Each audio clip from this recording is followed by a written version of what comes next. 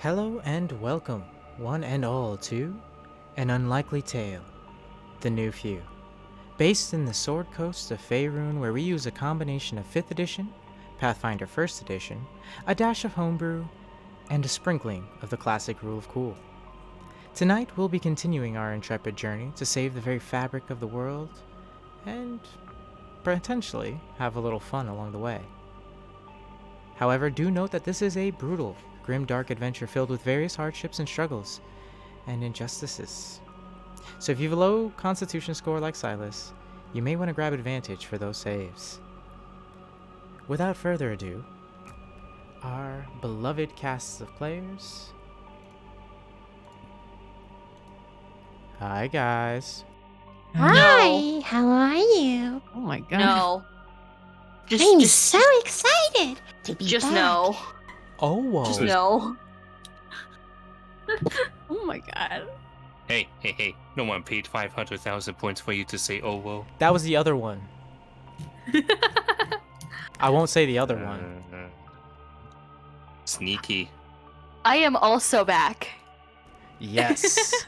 We've got a return of Isla, aka Oi. Eden. Hi. However, we are sans Ajian, unfortunately, tonight. No, my spine, buddy.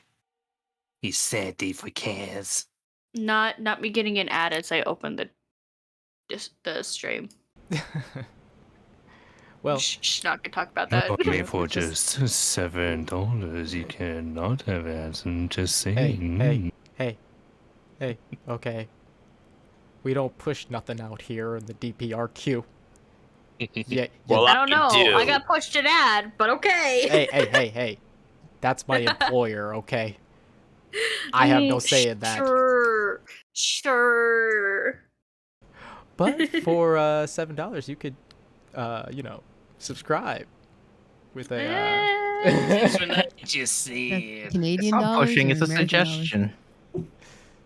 Or with the amazing Twitch Prime, you too could also have Adless Gaming. Wow, that sounds useless. Or I could just be a part of the stream and not worry about the ads. Yes. Next Now, level. That's great thinking. I'm just gonna invade every stream so I don't have to get ads no more. Just transcend the whole system. Yep. That's how you do it. Beautiful. All right.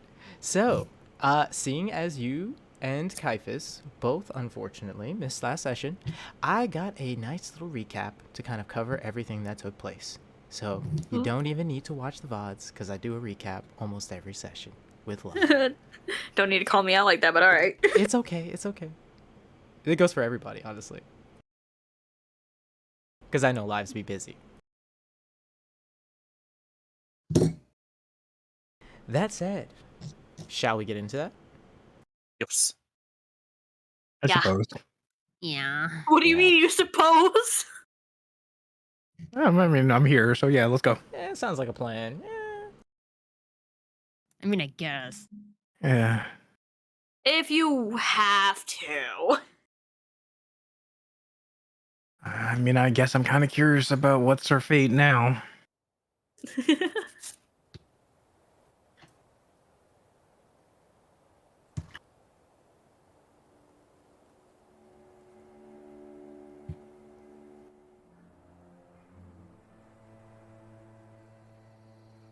When last we left, our party was en route back to New Barovia, hoping to reconnect with the survivors and perhaps get answers and aid in their search for understanding what they found themselves suddenly entwined with.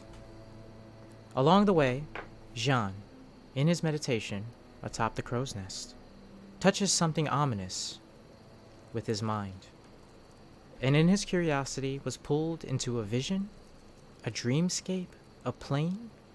He couldn't be sure, but the place he had found himself appeared to be a forest, bearing the same stark white trees he had seen in the dream that had troubled him and the others the night prior.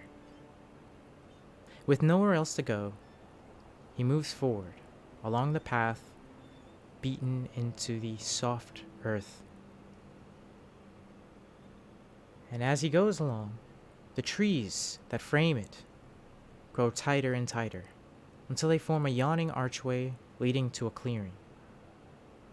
Within stood 3 cloaked individuals, garbed in crimson, their features obscured by their long robes, in what appeared to be prayer. As Jean approaches, one seems to take notice, and the two begin to converse. The strange monk asks him a slew of odd questions before the topic takes a darker turn, as the deity from whom this monk worships was mentioned.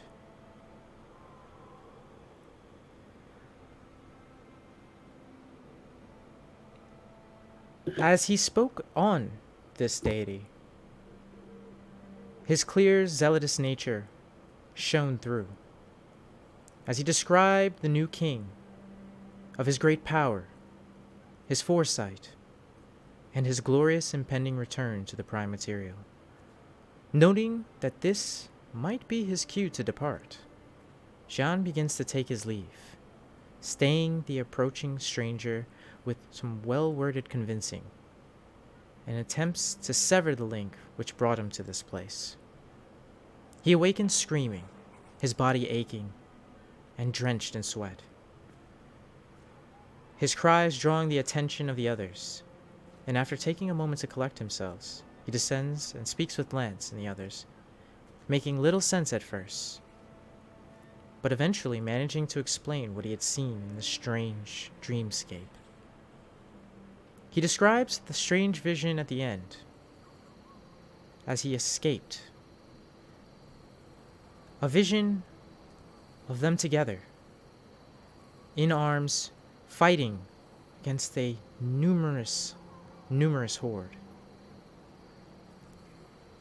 At their back, the same ominous figure they had all seen in that dream.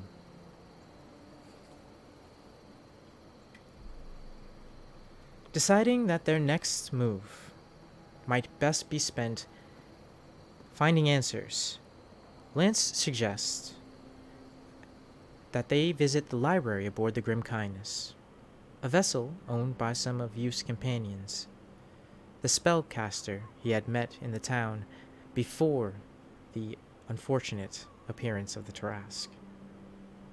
And from what he recalls, the ship was located in the flying city they had witnessed during their hunt for the bandits. A place they had come to learn is called Aurora. With that, they decided to take some leisure time, as Lance crafts an apron for Kaz, that it might help in her kitchen endeavors going forward. Looks like it's even got my name on it. This will, going forward, grant Kaz advantage when cooking. Along the way, they notice what appears to be a pair of travelers watering their horses as they take a break by the river. Lance taking advantage of his flight to gain a distant view before notifying the others. Seeing little threat in the two strangers, they continue about their business, leading Jean and Kaz to partake in a friendly duel. And though the fights themselves are close, Jean manages to sweep up 2 wins and the duel, the pair sharing in some sporting banter before the mention of Chiquita's need for new parts, posing yet another issue they might possibly remedy aboard the Flying City as they pass the travelers spotted earlier with parting waves and well wishes. The remaining trip proves peaceful as they eventually make it back into the city greater, noting the appearance of a huge island in the bay's center that hadn't been there before, reasoning that this might be the floating city itself. With this noted, they sneak off of the ship that they had commandeered, hoping to avoid the repercussions of their temporary borrowing, and make off for the Allfather's Tavern, where they eventually reunite with Eradikai, as he regales them with a stunning tale of the Seven and the Unlikely's combined efforts to strike down the Tarrasque, leading to their subsequent victory. With good drink and good stories out the way, they rest, finding themselves at a new day's beginning. As the sun crests the horizon, peeking into the old dilapidated inn, worn from years of service. Each of them, in their respective rooms, kind of stir as the light peers into their bedrooms. As they do so, who was the first to stir and begin their morning activities?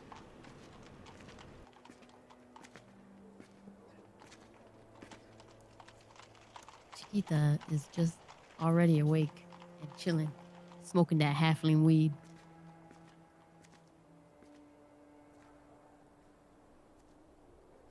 That's about par for the course. Yup. Kaz gets up and waddles over to Chiquita in a bit of a stagger, as she is mildly feeling the effects from the other night of the debauchery, as it were. Oh, Kaz doesn't think she ever had something like that before. Does it always feel like this?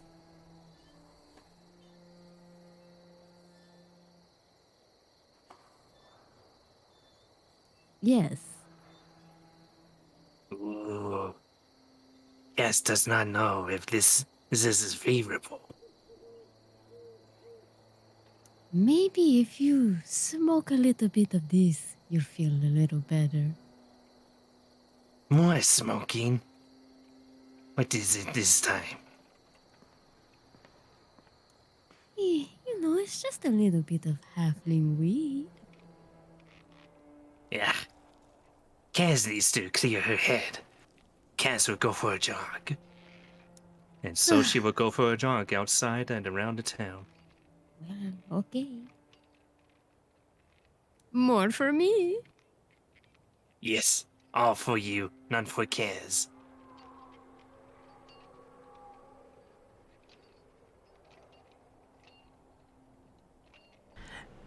As Chiquita idly puffs on her halfling weed, upstairs, something stirs.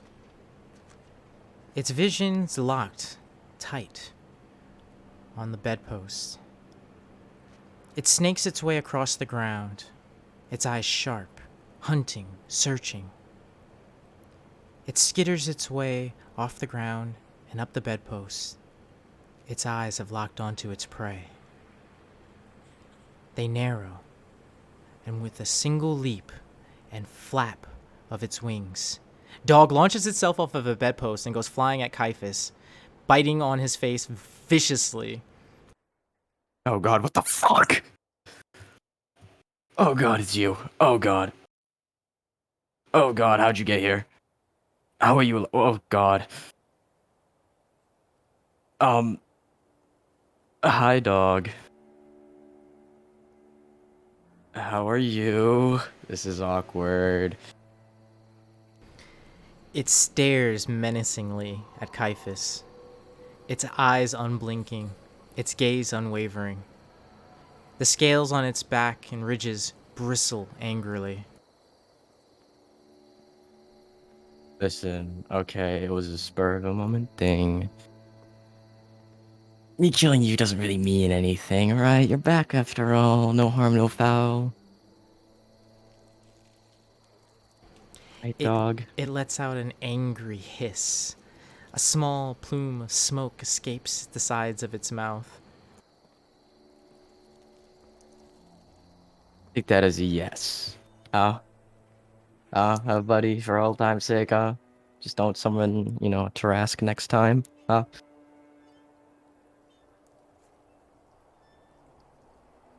Right, dog? Stop staring at me like that, buddy. You hit your head on the way here. And then, suddenly, dog relaxes. Its tail kind of falls limp. The bristling scales and ridges relax. And its stare grows suddenly bored.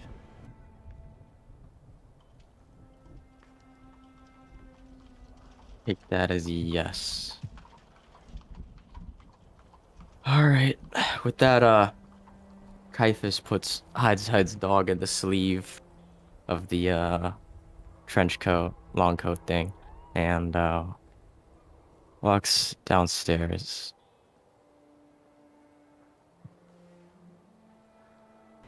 As Caiaphas makes his way down to the tavern grater, he spots Chiquita seated by the fireplace, puffing idly on a corncob pipe, the aromatic smell of halfling herb filling the area.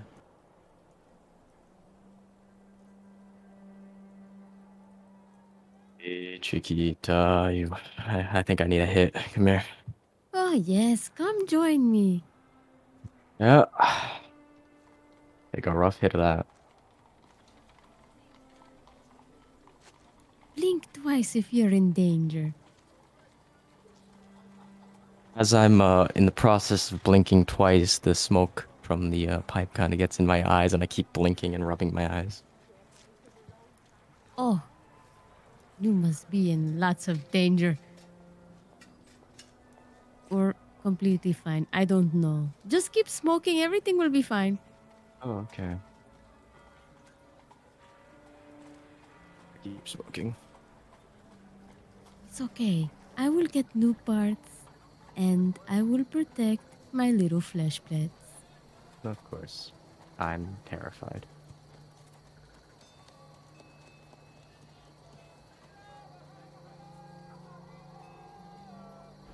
As you mention this, Erratikai makes his way over. Oh, you may want to be careful. I hear Snorri's back in town. Who? Old halfling bard. Little bit of a creeper and a freak, if you ask me. But, people have a bad tendency of disappearing around him. I'd keep my distance if you see him. You can't miss him. He's got a look about him. Hard to, describe. Without being crass.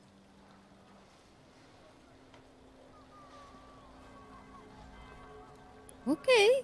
I mean,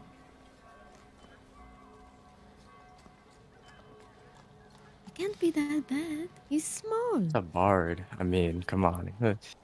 Bards aren't scary. Look at Lance. No sooner do you say this, does a massive bang fill the area as the front door to the All Fathers Tavern fly open. One sec. One sec. Oh no. A mini Tarask appears. A pack of Tarasks. A vacuum. No. No. A small halfling man comes waddling in, doing a small dance as he bangs about cymbals in a nonsensical, completely rhythmic fashion. One trait you seem to notice specifically that stands out about him is the large pair of breasts that are currently flopping about wildly as he dances. Wait, what? Oh, What? I see am nothing very wrong here. confused. I'm very confused and afraid. Did I smoke too much? Did I do think we drugs? both too much? Erratikai, still sitting next to you, or standing next to you with a platter in hand, whispers the side of his mouth, "You may want to get out of here. That's him." Oh my god. Inside check this man. Saucy Baka. Good thing Kaz already booked the heck out of there. Yeah, go ahead and give me insight. Oh, sorry, I blanked out for a second. It's all good. It's a little late. 13. Fuck. 13. I'll help. I'll help. Advantage, right? Right. Watch mine be terrible because I said I would help. I roll again, right? Advantage, because help. Yeah, Okay, that's you yes. can roll. Yeah. Okay, Beautiful. 19.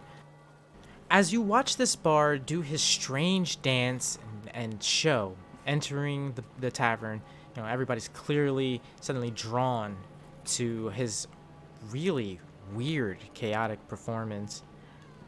You notice more than what appears to be on the surface. This bard, in every sense of the word, is wrong. Something about him, something about his vibe, his presence, his demeanor, it's not his physical appearance, but rather the feeling you get when you lock eyes for a second as he does his performance. There's a sense of wrongness about this man that you feel almost like a predator is staring at you. Like an animal predator, right? Like an animal predator. Like you Okay. are a deer being stalked by a lion. Hmm. And as he draws to a close with his strange performance, he saunters over to the bar, giving really flamboyantly low bows along the way as he does so, before hopping up onto a stool and ordering a drink from Eradikai.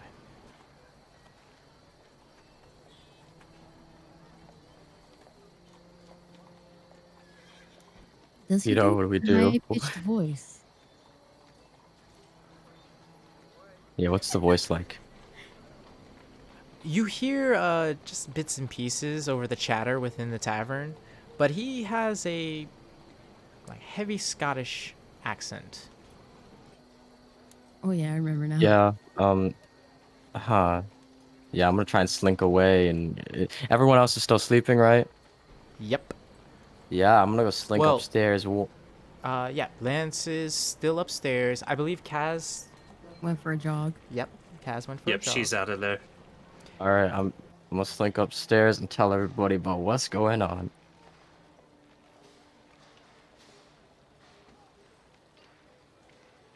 As you ascend the stairs as stealthily as you can, you get a chill up your spine. As you peer over your shoulder, you note that he's watching you. But then turns his gaze back to his drink and begins idly chattering with Eradikai.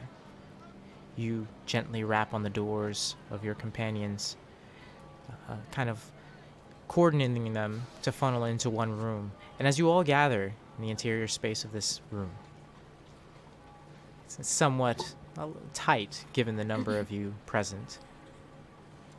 What do you do?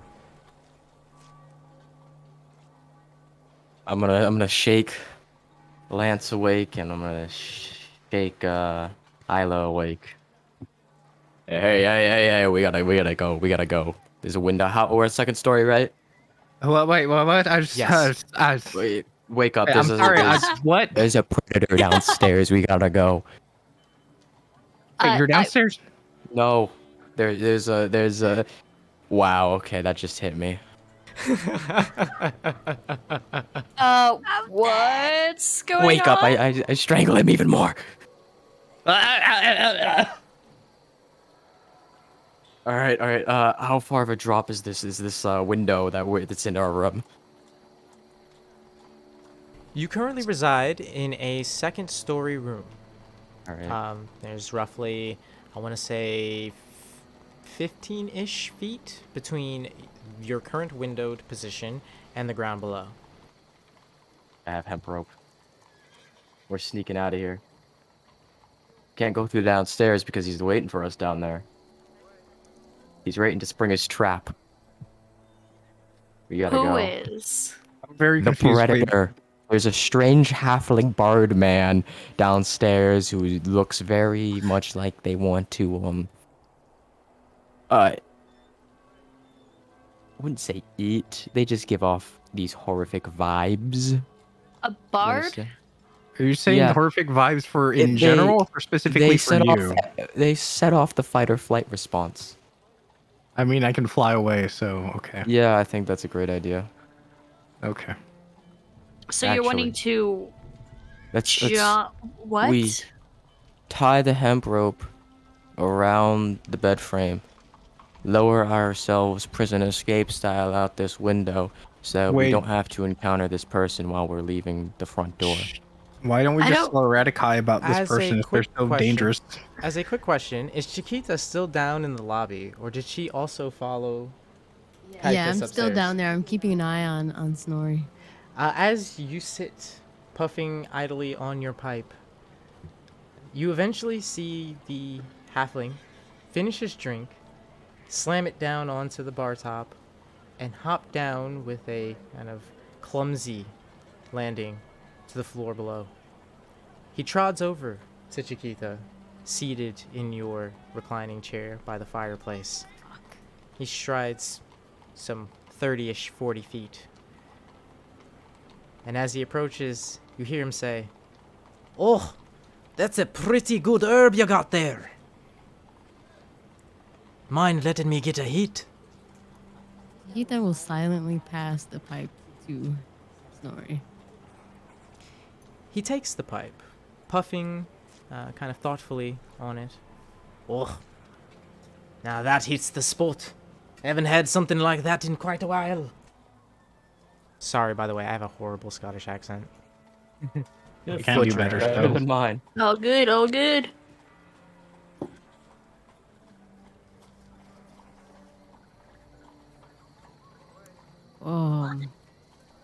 I'm glad you enjoy it. I bought it right here in New Barovia. "Oh, I know. I helped supply it."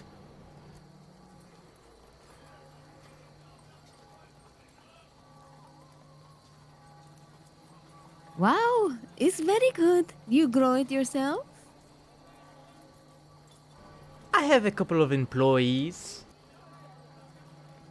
It's not sauce at all. I see. Well, you can always depend on me to be a good customer because it is wonderful. He slides you a sly glance before saying, "And, you looking for a customer yourself?"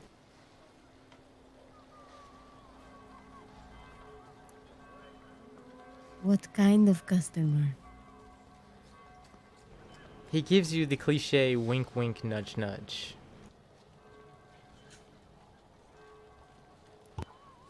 Really? I'm very old. Old, young, I like 'em all.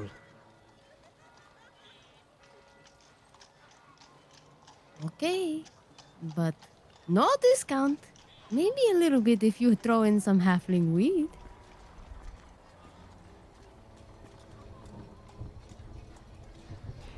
He nods excitedly. Fine, let's go. He takes Chiquita's hand and leads her to a back room.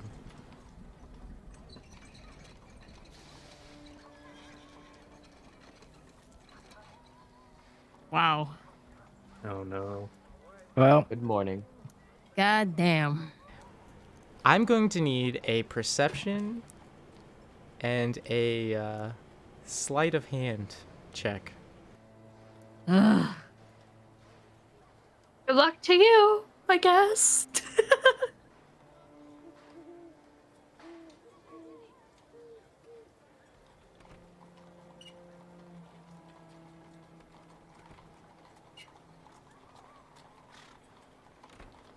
Here you go.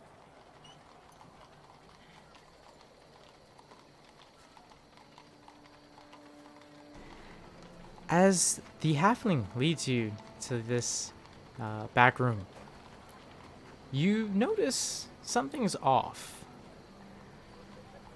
The way he's walking something about his gait really. It reminds you of something. And then it clicks. He's marking you. He likely intends to kill you.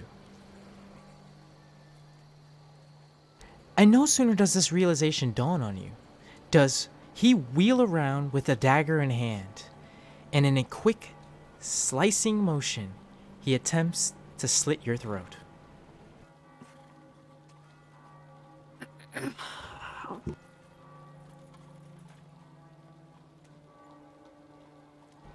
However, you manage to successfully grab his hand and hold it.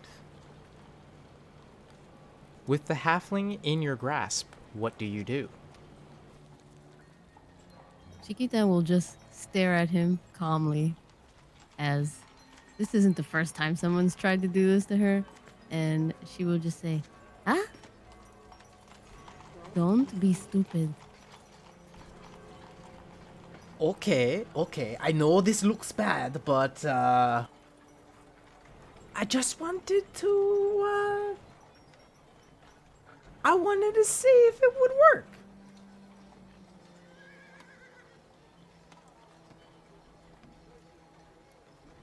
No service for you.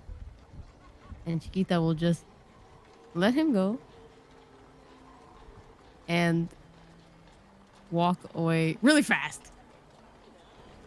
Do you turn your back to him? Oh my god. No, no, I'm not turning my back to that fucking asshole. No, I'm an assassin. I know better. Dejected, he kind of plops down onto his feet with a kind of dull thud. He's like, "Oh." And I'm going straight to my fucking friends. As you leave, you see him just kind of dejectedly shrug his shoulders, give himself a little smile, and head back out into the tavern. Like nothing happened. Cabrón.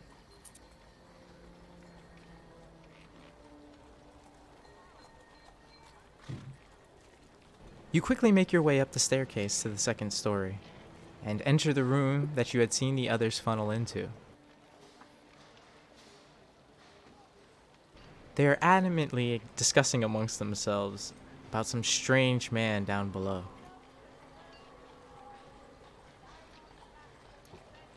We should go now. What happened? Oh, hi. What's going on? We need to go. What happened? Yeah, what? I don't like the halfling man. What did he do? He was going to be a customer, but then he wanted to be a pendejo, What does that mean? I don't understand what. a fucking dumbass. Oh. Wait, is he a dumbass? So he's not a threat? I don't understand. Or is he just what we're doing? He tried to pull one on me. You know what I mean? Like Stabby, like stabby. oh. Stabby, stabby. Oh, okay. Yeah, maybe we should leave. Maybe we should Let go us beat him up. go. No, we leave now. He's not okay. And He's he seems to be obviously friends with people here, so we should just go. Okay. I guess I agree with you. Not. Yeah. Okay.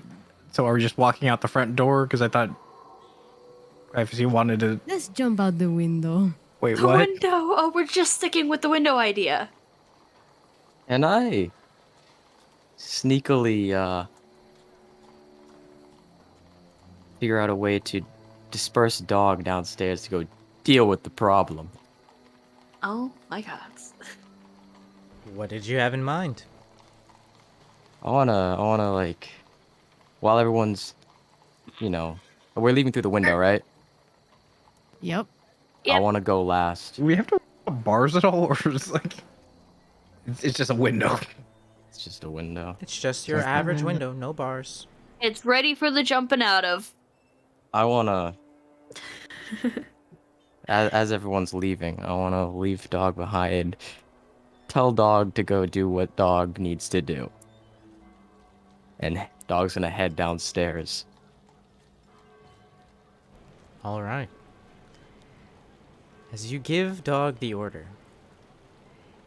he kind of reluctantly gives you a flippant flip of the tail, turning his backside to you and leaving the room to do just what dog does.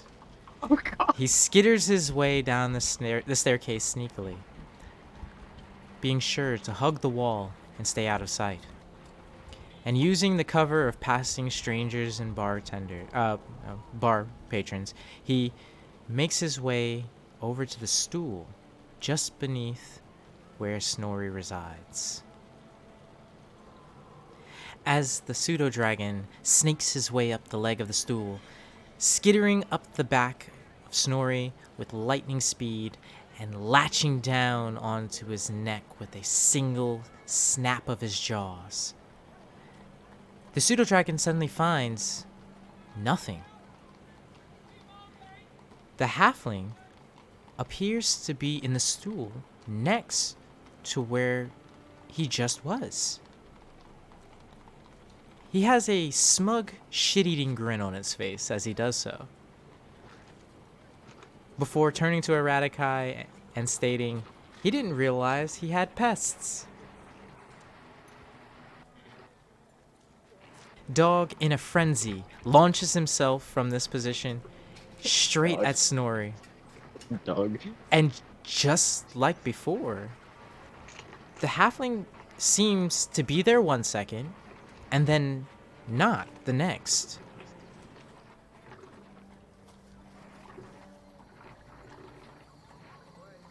Does dog double down? Can dog roll is there more duplicates of Snorri around the area? Nope, it's just the single bard that you've been seeing. Alright. Dog roll perception check or something to try and see yeah. if this is real. Sure. 23. Fantastic. Okay. As Dog scrutinizes the situation, kind of trying his best to figure out why it is he can't seem to find purchase with any of his attacks. It seems that the bard is using some sort of magic to teleport the second Dog makes contact with him. It doesn't seem to be very far. Maybe a foot or two adjacent to his current position, but it seems to be what's protecting him from any inherent harm. How he's going about it, you can't quite tell, due to the fact that he's not saying anything, nor is he making any somatic gestures.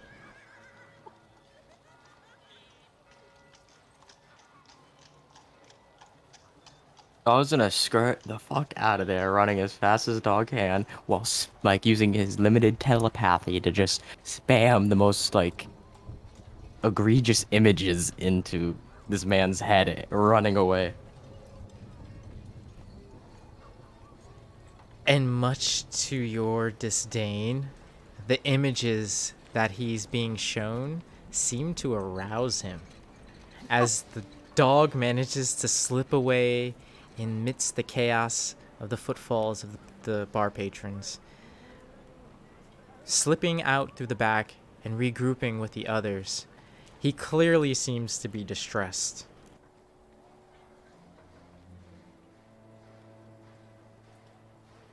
World are we in? Oh god, it's time to not go back there.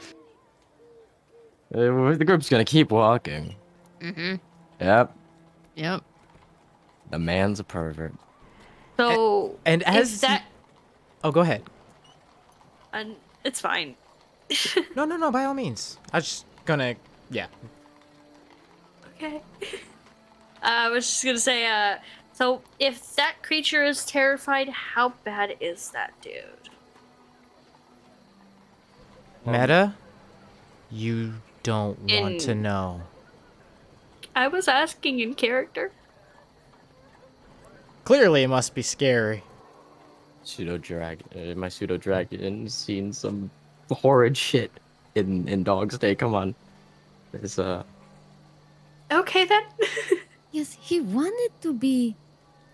He wanted to kill me, but also fuck me. I don't think I want to do that. Yep, it's time to not So- go back there.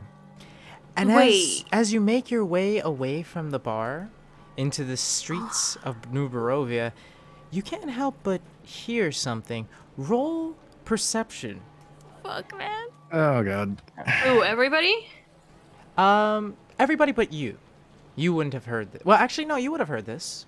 You would have heard this. Yeah. Everybody. Okay. Oh god, I suck at perception so I much. suck at perception. Fuck me. I should have got proficiency in it.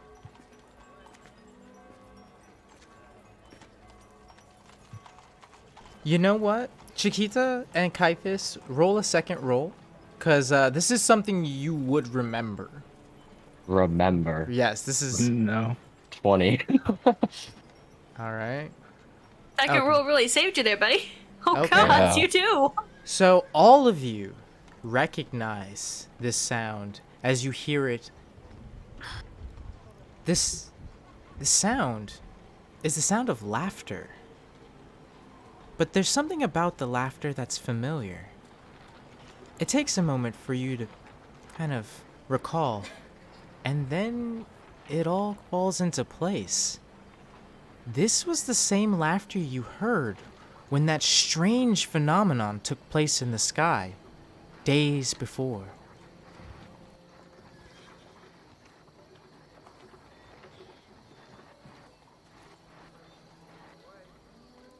Is there something happening in the sky?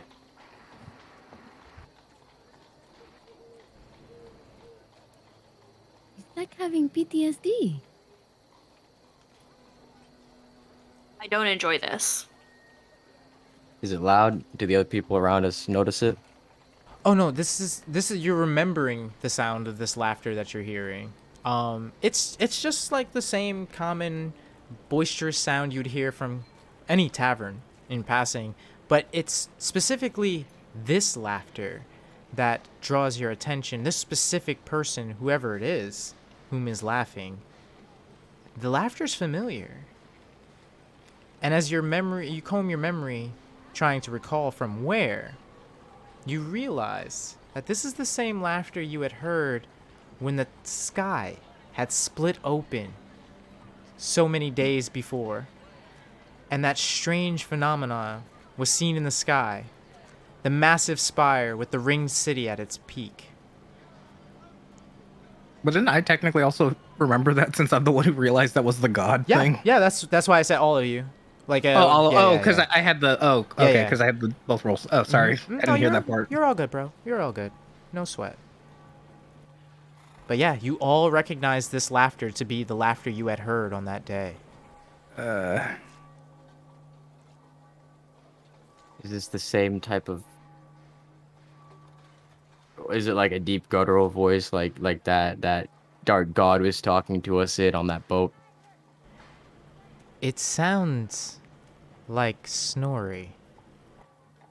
Fucking kidding me. Oh my god. Is he around us? Is he? I did Has he mention. he followed. Sure. Fuck. No, the laughter's coming from inside the bar as you guys Oh. were walking away. I thought We're it was just having a following moment. us. We're just having a moment. We're like, oh shit! Like, wait a second. Yeah. Lance is starting to sweat heavily. I think we should walk and- faster. Yeah, we need to Yep. go. Mhm. I, Where do we Uh, go? That doesn't seem Where are good. we even Yeah, going? no. Forward. Where's Kaz? I don't Anywhere know. away from here. Hopefully Kaz doesn't walk back into the tavern. Right? Yo, how can I find Kaz? We Kaz? gotta find Kaz. I don't know that you should Kaz, I be want too to loud. fight. I want to fight. I'm looking for someone to fight. trying to think of anything that we can use to locate Kaz right now.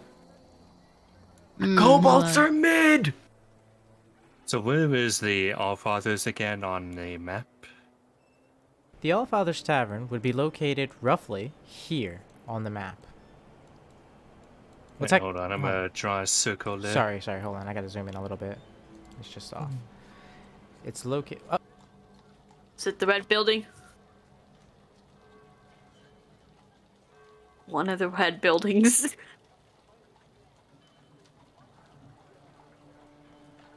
This one? yep. One of the red Perfect. buildings. Yep. That's the one. Okay. And let's see.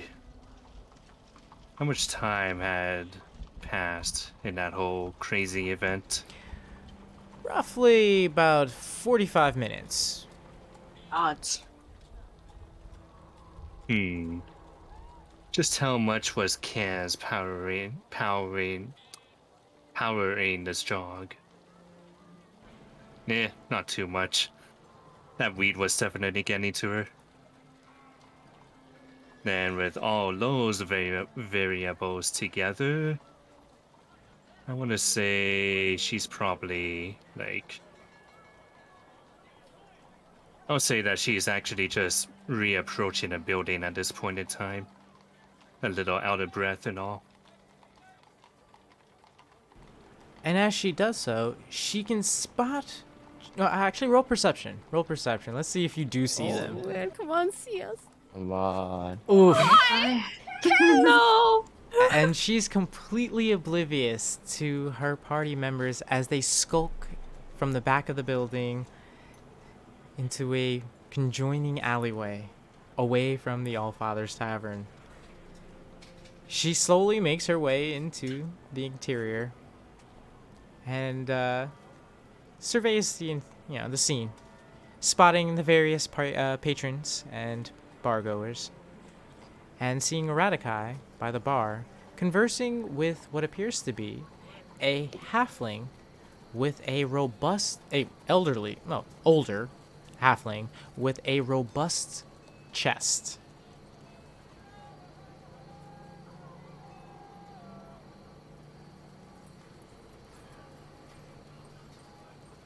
Also, As a- look, I didn't choose this. He's a weirdo, okay? I love him. Yeah. Yandiva and I know too well. Meta knowledge. Kaz goes up to the bar counter and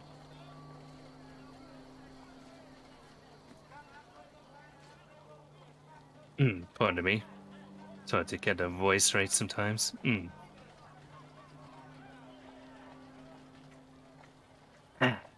Strong dwarf man. Kaz is needing some water.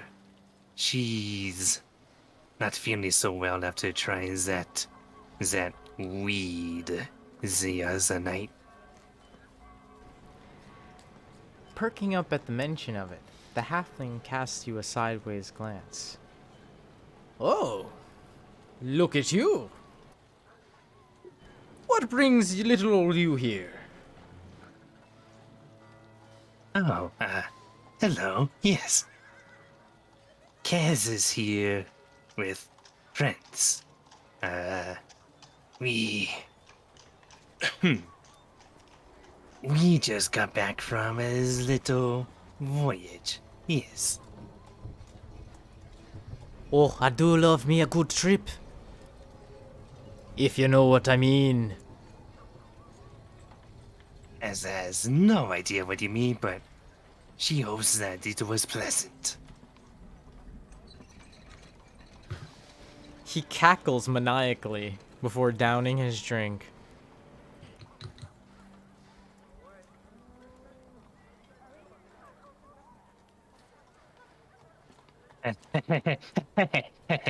Yes. He's very funny, yes. Kaz laughs with you too. Radakai appears carrying a tankard of water. He leans in close as he passes it to you. Get out of here as fast as you can.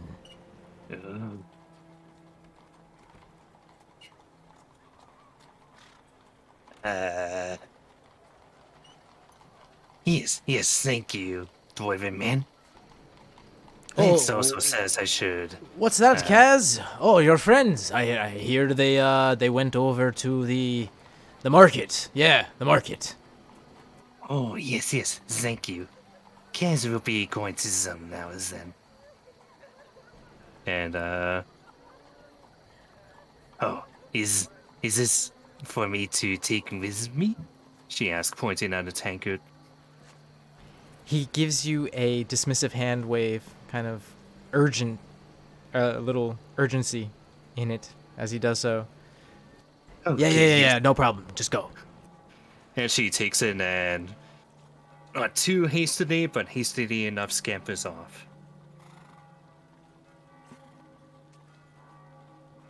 Bro, I'm looking for Kaz. Homeboy's gone missing. Like I'm looking around the corners. I'm eyes open for Kaz. Roll perception.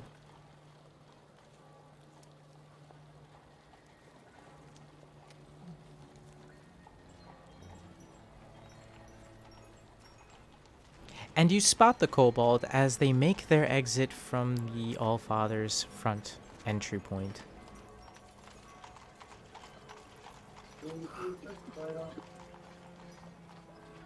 I'm gonna rush over to Kaz and take her hand and drag her towards the rest of the party.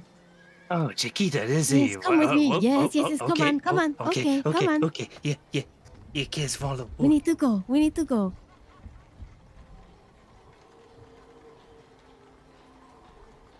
Very scary man. Did you talk Yes, to him? yes. Did you talk to him? Kids, regrettably, talk to scary man. There is everything wrong with that. Yes. Are you all right? Did anything happen? No, Kids is fine. Okay. Where did he touch you?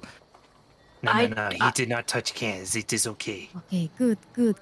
Oh, Jesus Christ. Good, because as much he is good man. as we would like to defend you if something like that happened, I'm not sure that we'd be able to. I think I was lucky when he tried to kill me. He did what? Yes, he tried to kill me. Water begins splashing from the tankard as it shakes violently within Kaz's grasp.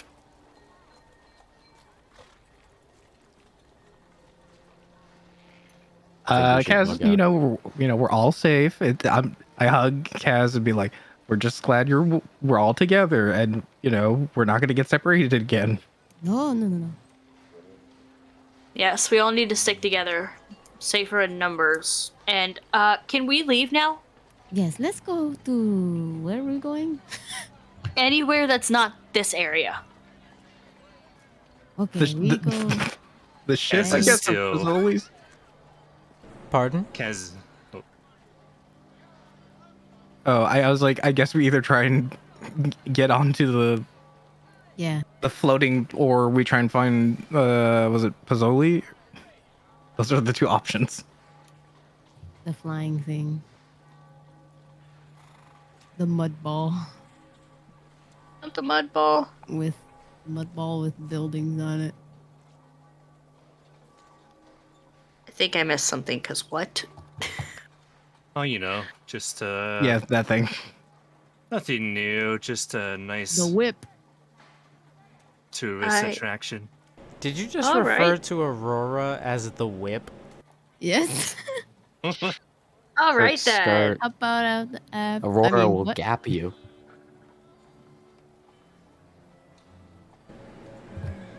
The Aurora will gap you. Gap you? What does that even mean?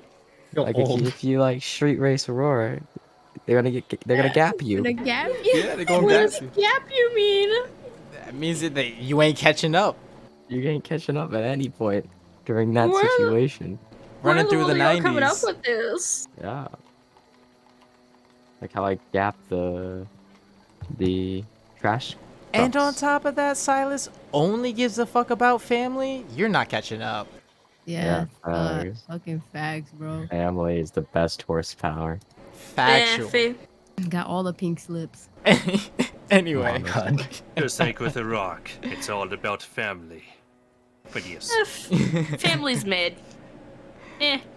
Meh. Kaz, Facts. Family, isn't it? Anyway, Kaz takes a deep breath and then takes a drink from her tankard. Okay, yes, Kaz agreed. Kaz is calm now. The party makes their way down the city streets in the direction of the city. Eventually, along the way, inadvertently passing by the guild house of the Seven Saviors. It appears that the lanterns outside are lit, indicating that someone is in, should you decide you want to stop in. Isn't our goal currently to get to the library? Yeah, yeah, the library on Aurora. you just happen to Okay. be passing the guild house along the way. You started here, the guild house is located here, and I the mean, city is here. I'm scared of Pizzoli. Yeah, I don't think we should dilly-dally on that library. Because we don't know how long Aurora's gonna be here. That's true. The So only then it's- reason I was thinking of stopping is just if we feel like we need to like have help. If we see it,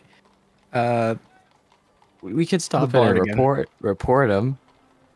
For, yeah, that's all I meant. Yeah, I mean, We need an adult to take us to Aurora, yeah. please. You think Police escort, Pizzoli please. would be? Pizzoli escort? I don't know. I don't know. I don't know. I don't know. Also, where did Polyashi go? Polyashi. Yo, what? Oh, that's Yeah. been gone. What? Yeah, okay. Pagliacci making had sure. slipped away before the Tarask had arrived. Shortly Okay. after the party had returned to New Barovia and regrouped at the tavern. All right. Yeah. I miss Pagliacci. I just didn't mark his status in my notes. No worries. You might end up running into him again.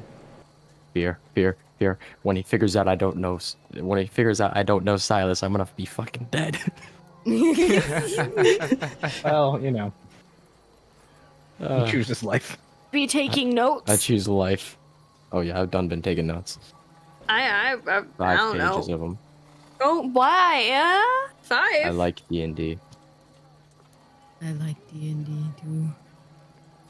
I feel the love. I mean, I like this too, but I didn't know there was notes to be. I didn't. I don't want to take notes. It's strictly elective and generally is mostly just so you can kind of keep tabs on specific things that you would otherwise forget or help you outline plans that you have for your character or the future.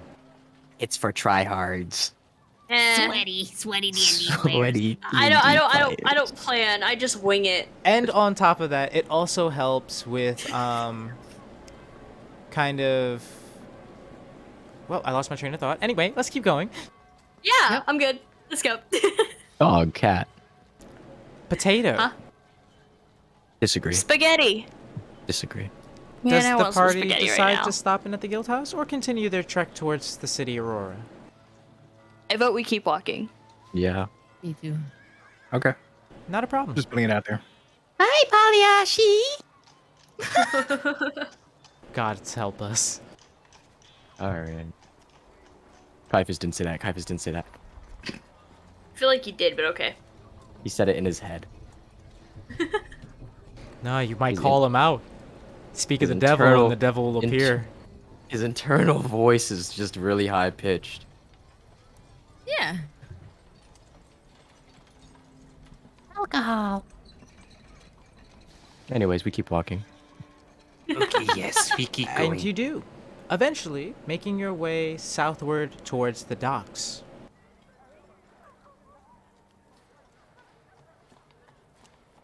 Give me one quick There- second while I just review a little snippet of notes and we will continue.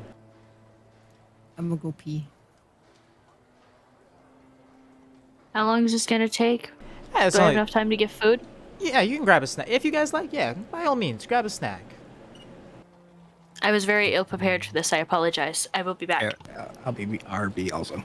No worries, Do no the worries, dog guys. in the barrel. You know what? That sounds like a great idea. How about we take a quick little 5-minute break, 5-10 minutes. You can grab some water, grab some food, grab a snack, get a little stretch in, and we'll be back in it shortly. Righto. Just kind of like trickle back in as you like. I'm gonna take a little quick water break myself, maybe brew a little cup of coffee, and we'll continue. Yes.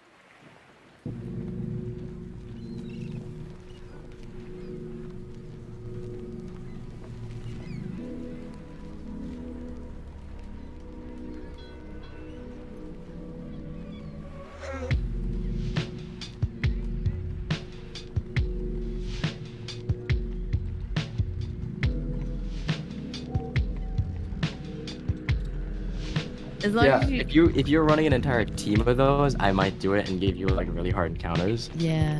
just because that sounds like Oh my fun. god. Yeah, and like the only way you die is if they destroy your ghost, Yeah. like in the real game. Destiny. And then 2. Moth Mommy That's the is best trying part. to take our souls. Seduce. Oh my god, it's not seduce. I roll persuasion. Please, Moth Mommy. Unless you're Reno. Unless you're Reno, just try and flirt. Just go at it. Bad persuasion roll, keep going. That's Keep what going the until it Witch works. Queen storyline is pretty much. Moth Mommy wants to steal our souls. Because we have the brightest light. She's a moth. She's attracted to light. Nap. Lamp. LARP. LARPing? Ew. LARP, RD. Let's LARP right now, bro. We can LARP. Airsoft is just LARPing for I Republican. cast my magic God. missile. Have you seen the LARP cringe compilations? No, I didn't know those existed, but I want to see them now. god, there's. If Silas is still gonna be making coffee, I'm gonna pull it up right now. Yeah, he's making coffee. Okay, I'm pulling it up. Oh That my generally God. just sounds painful. To be honest, D&D is a vibe, but I will never LARP. What the fuck is that shit? Come on, let's go. They have LARPing in Connecticut. I don't know if I would, just because it would be impossible to play like half my Right here. characters. Yeah. How does spellcasting even work? You I'd LARP take if it was bean with bags real and you weapons and throw- you'd go down when you actually go down. Yeah. Of course, that is a martial art. Good night fighting. Have you seen that? yes. Oh, this is epic. What? Oh, this is epic. Look at that. Oh my god! Bro. What? Oh my god! They're getting so serious. They look like a bunch of Uh-oh. fucking dweebs. Ew. Hey, we're back on the stream, y'all. Come on, bro. Oh, we are? Oh yep. shoot. Oh, shit. Oh. No, we're not. Oh, that's a monk.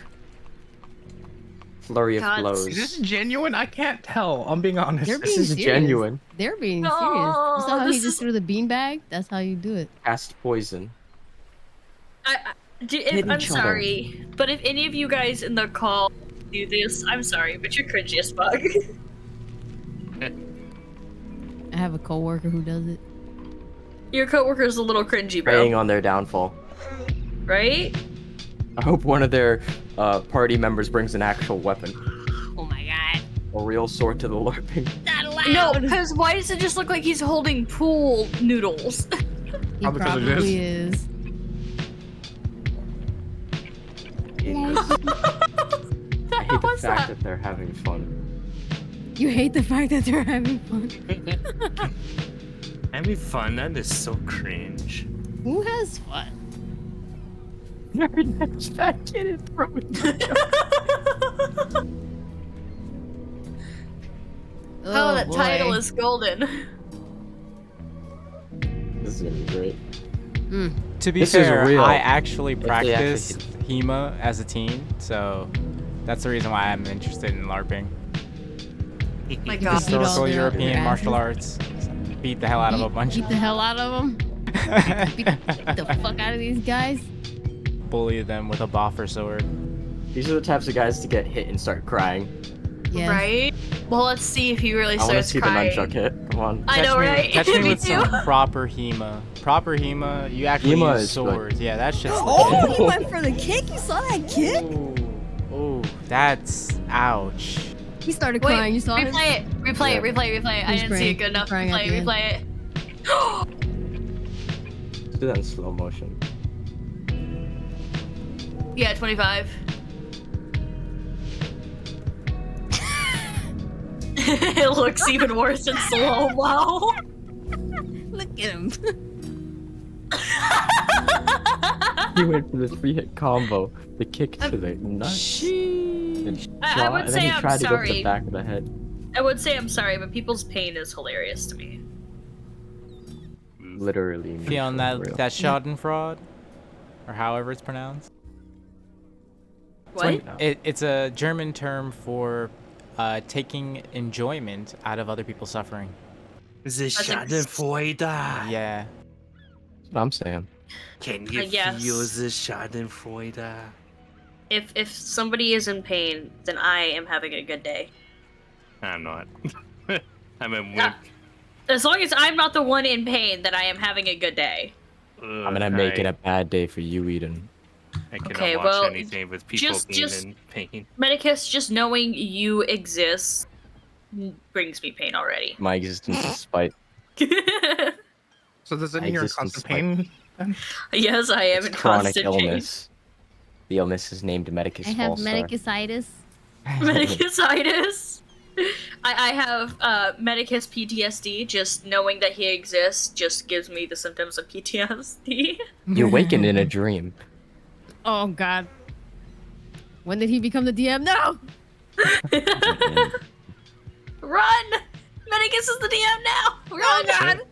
I'm sure we're all going to dream about Snorri after this session. I hope not. I don't want that type of dream. Snorri literally instills nightmares in people. This is fact. I wonder why. I wouldn't be surprised. Yeah. Oh, Just man. in the background of this whole conversation, I have the "How bad can I be" from the Lorax playing. My character can be for real. Just me talking about how I find enjoyment in people's pain. How bad can I? Oh, I love that. Last Eldritch Blast. No, Roll I to am ready. hit. Let me stop. not the roll to hit. Alrighty. Hold on. Let me. Potassium. Oh lord. Yes. I just saw that. Did you say potassium? Yeah. I just came up with a genius idea. Well, Did ungenius we pass the a idea. store on the way, like a component store? I would say Much that gold the trade in Barovia is robust enough that you could pass one on the way to Aurora. I want a store. Can I go and if I pass one, may I enter it and ask them about a certain item I'm looking for, certain material? Sure. I wish to follow, not for the same reasons. As I found the store, right?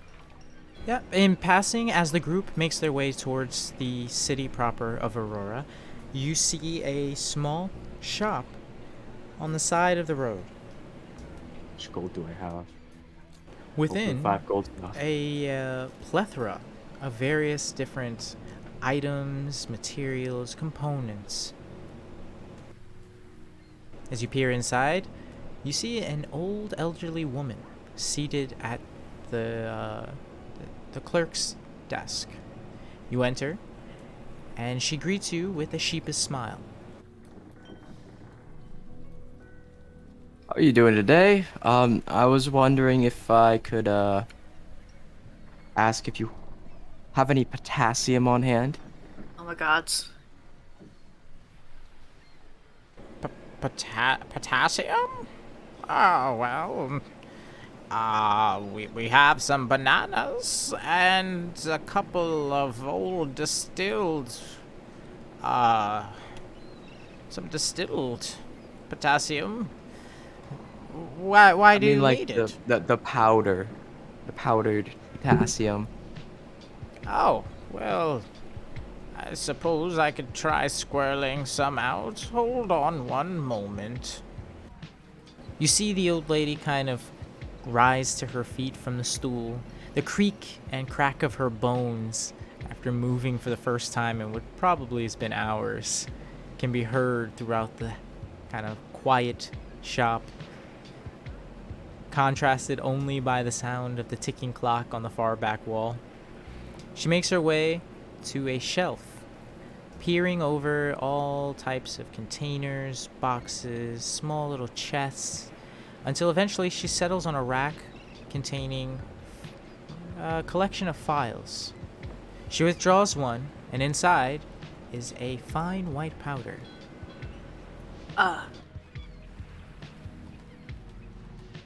Do you have any potassium in its metal form? I'm not sure. But you might be able to find it at the old quarry to the south. Is this the potassium you have on hand? This white powder here?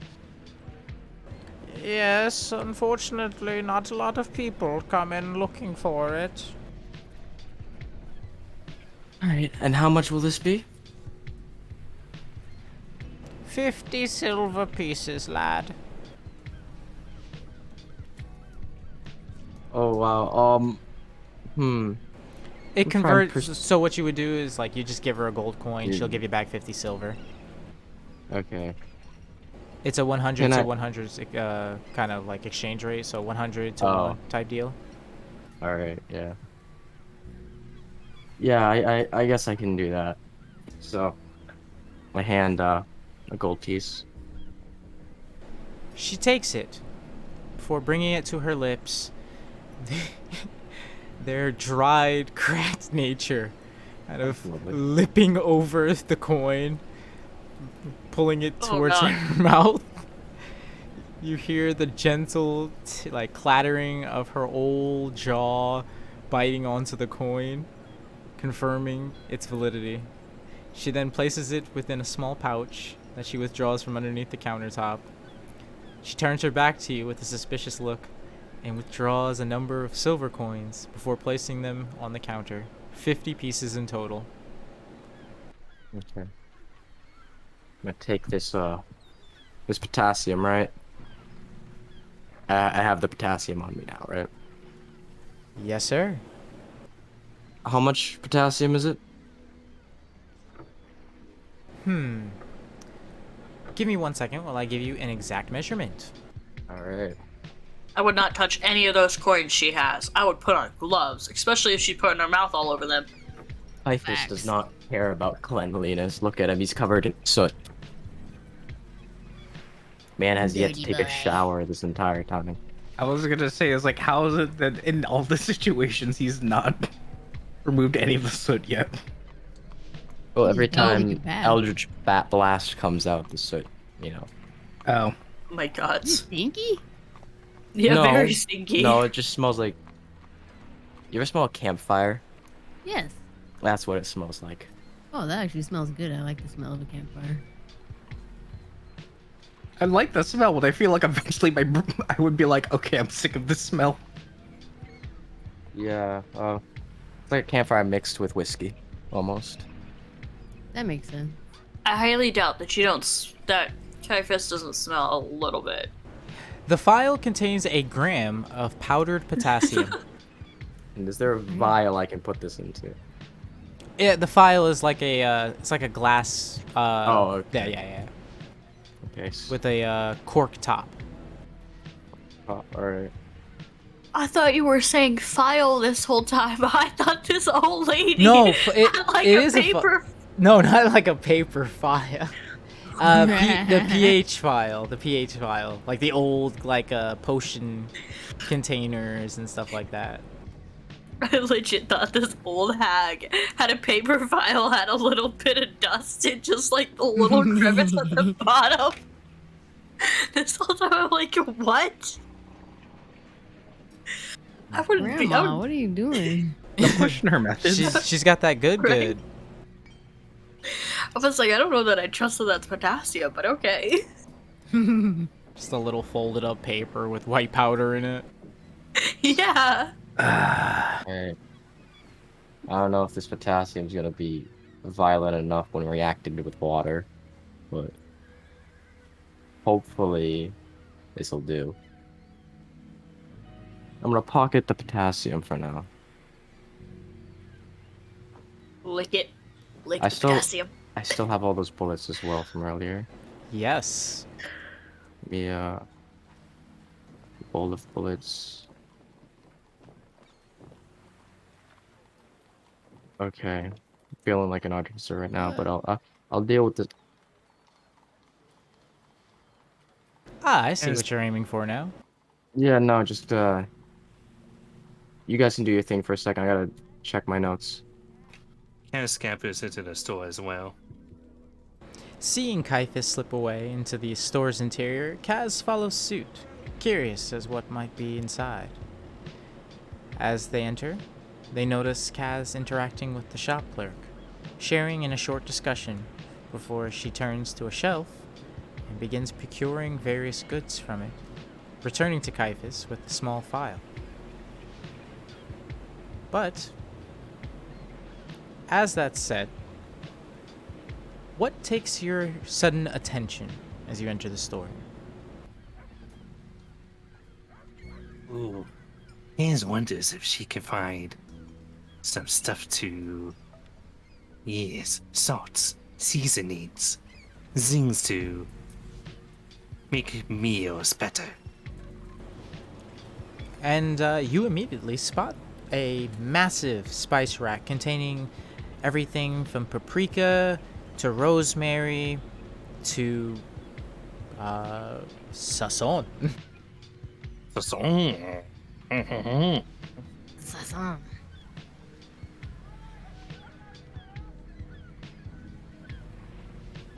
You withdraw several ampules containing the various spices and bring them up to the counter as Caiaphas pockets what he has just purchased. You lay out your own interested goods onto the countertop, and the elderly woman looks down and kind of gives you a warm smile. Well, aren't you the cutest little lizard? Kaz brings her hands up to her cheeks, all bashful, like.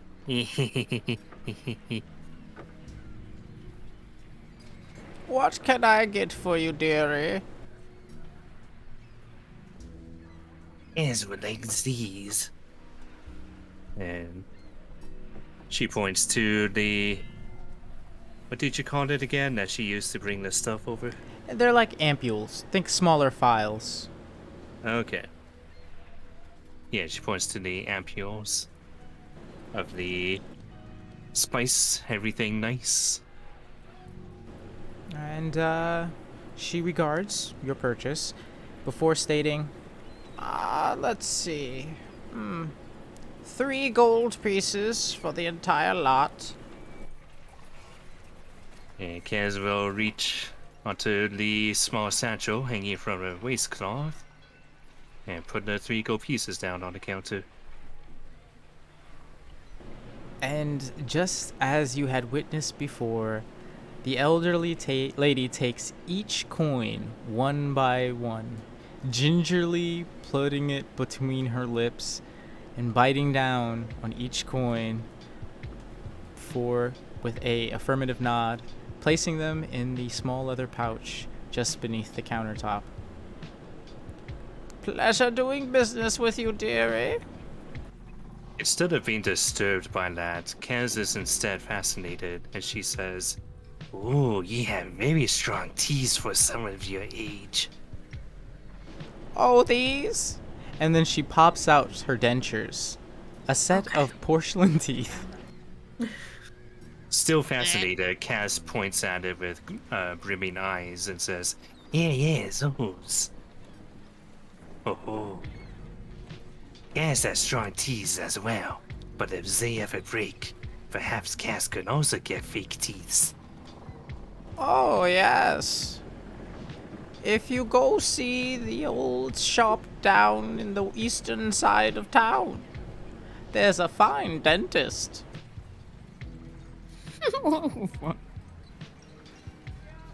Why, thank you. That is good to know. Okay, you have good day, nice lady. And then Kaz will pocket her goods and turn away, humming a tune as she scampers back out. Before I leave, Oh, go ahead. No, by all means. Before I leave, I want to procure 2 more glass vials. One that's really like big, and one that's like a little bit is like maybe 3 times the size of the vial that the potassium came in. Okay. So, pretty much one that's like... One that can fit the other 2 in it, plus a lot more. Oh, okay. Like vials inside of vials type of thing going on. So give me a quick moment. I want to ask the hag a question.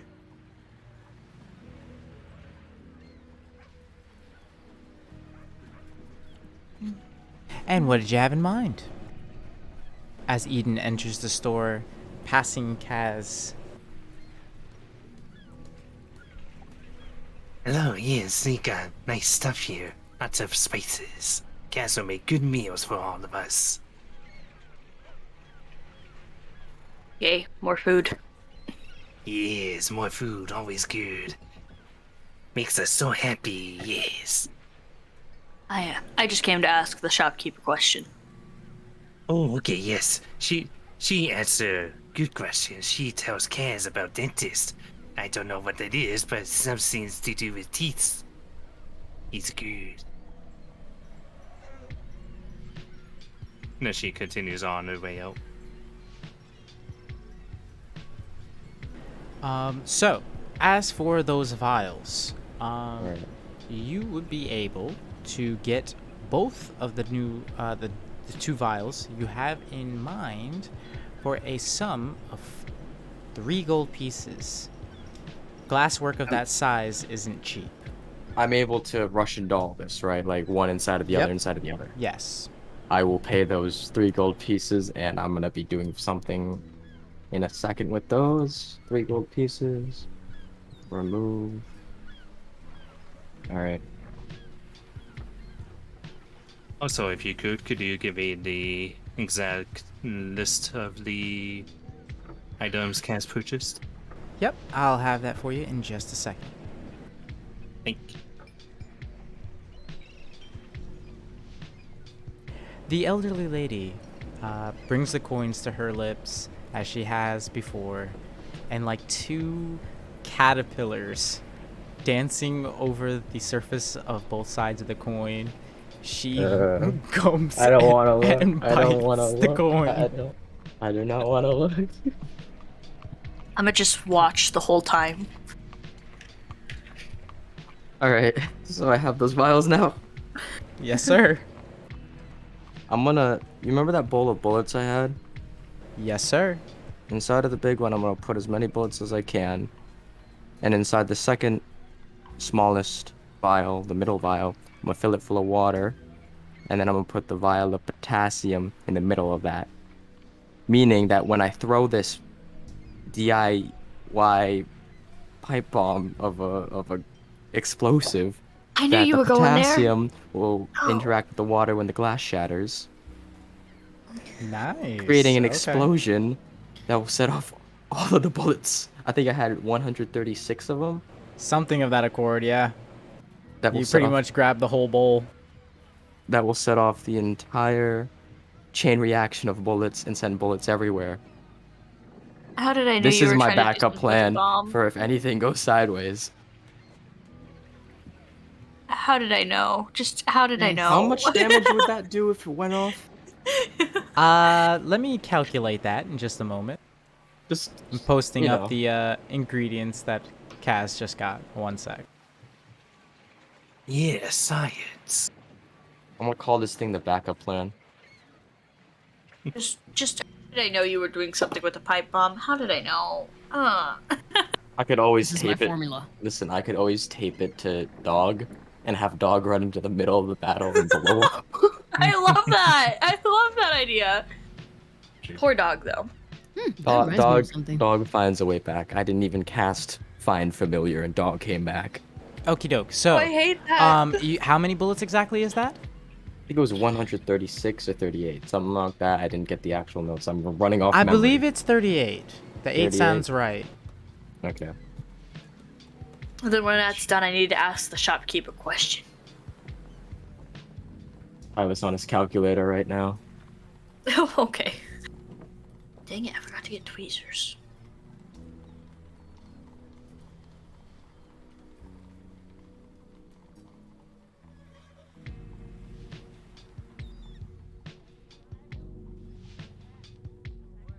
Mathematical. Maths. Make a custom item for this.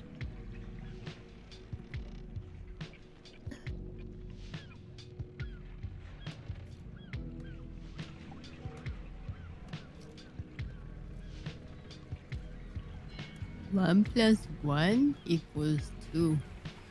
No, it Book of equals Vile 5. Darkness. What? I The Book can't of Fire. believe this 5. misinformation. Fake news.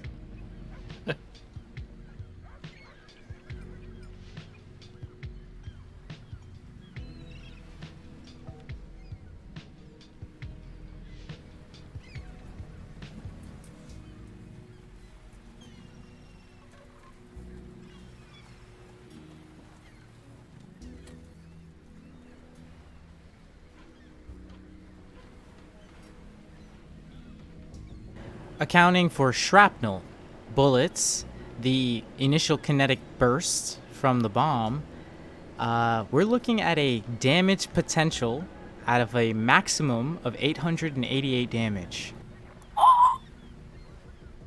Holy crap. I love that. 888. Is that just the set damage with it, or is Oh, there? that's the max damage potential. The formula was pretty Okay. much a d6 times 138 plus 2d10 plus 4d10 and 136 d8. d6. The bullets are d6s. Oh, 136 d6. 138 d6. 138 d6, and then that's piercing, because that's bullets. The bullets would be piercing. The initial kinetic blast would be 40, and then the glass shrapnel would be piercing. Force, excuse me. The kinetic blast would be force. Okay, so I got 138 d6 piercing, 40 d what for the explosion. For the explosion, it's 2d10, and for the glass 2d10. shrapnel, it's 10d4. And are those both force, or is shrapnel's piercing? Shrapnel's piercing. It's glass. But the explosion's force. Yes. Okay. Saying it words. What's that? Yep.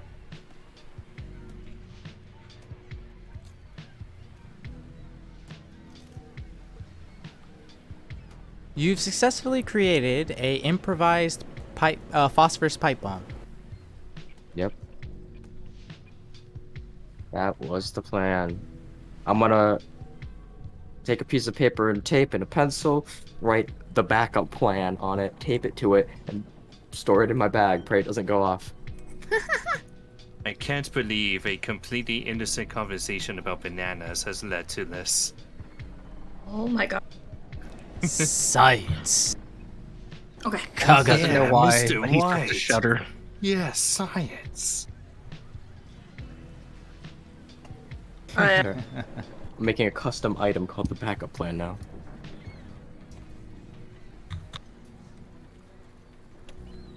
Am I cool to go?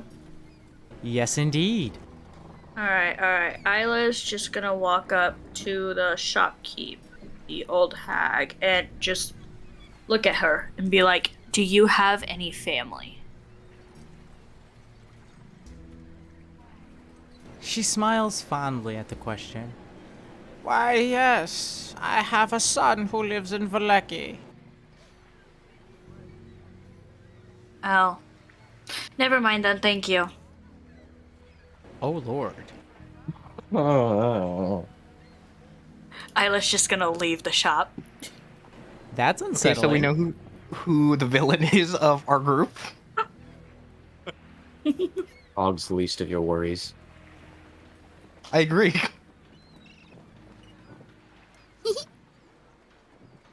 Huh? Isla's completely normal, I promise. I don't believe you at all. Both meta and out meta. And with your various business concluded, the party makes their way onward, eventually arriving at the dockyards of New Barovia. In the bay, you see a massive, sprawling metropolis of a stylization and make that seems incongruent with the surrounding landscape. Everything is sleeker, shinier, brighter. As you approach, you notice a gangplank has been kind of cobbled together hastily, and it leads from the dockyard, at the dockyard's edge, to the edge of this strange island set in the middle of the bay. Looking off in the distance, you notice two individuals standing adjacent to a doorway that seems to be leading to the city's interior.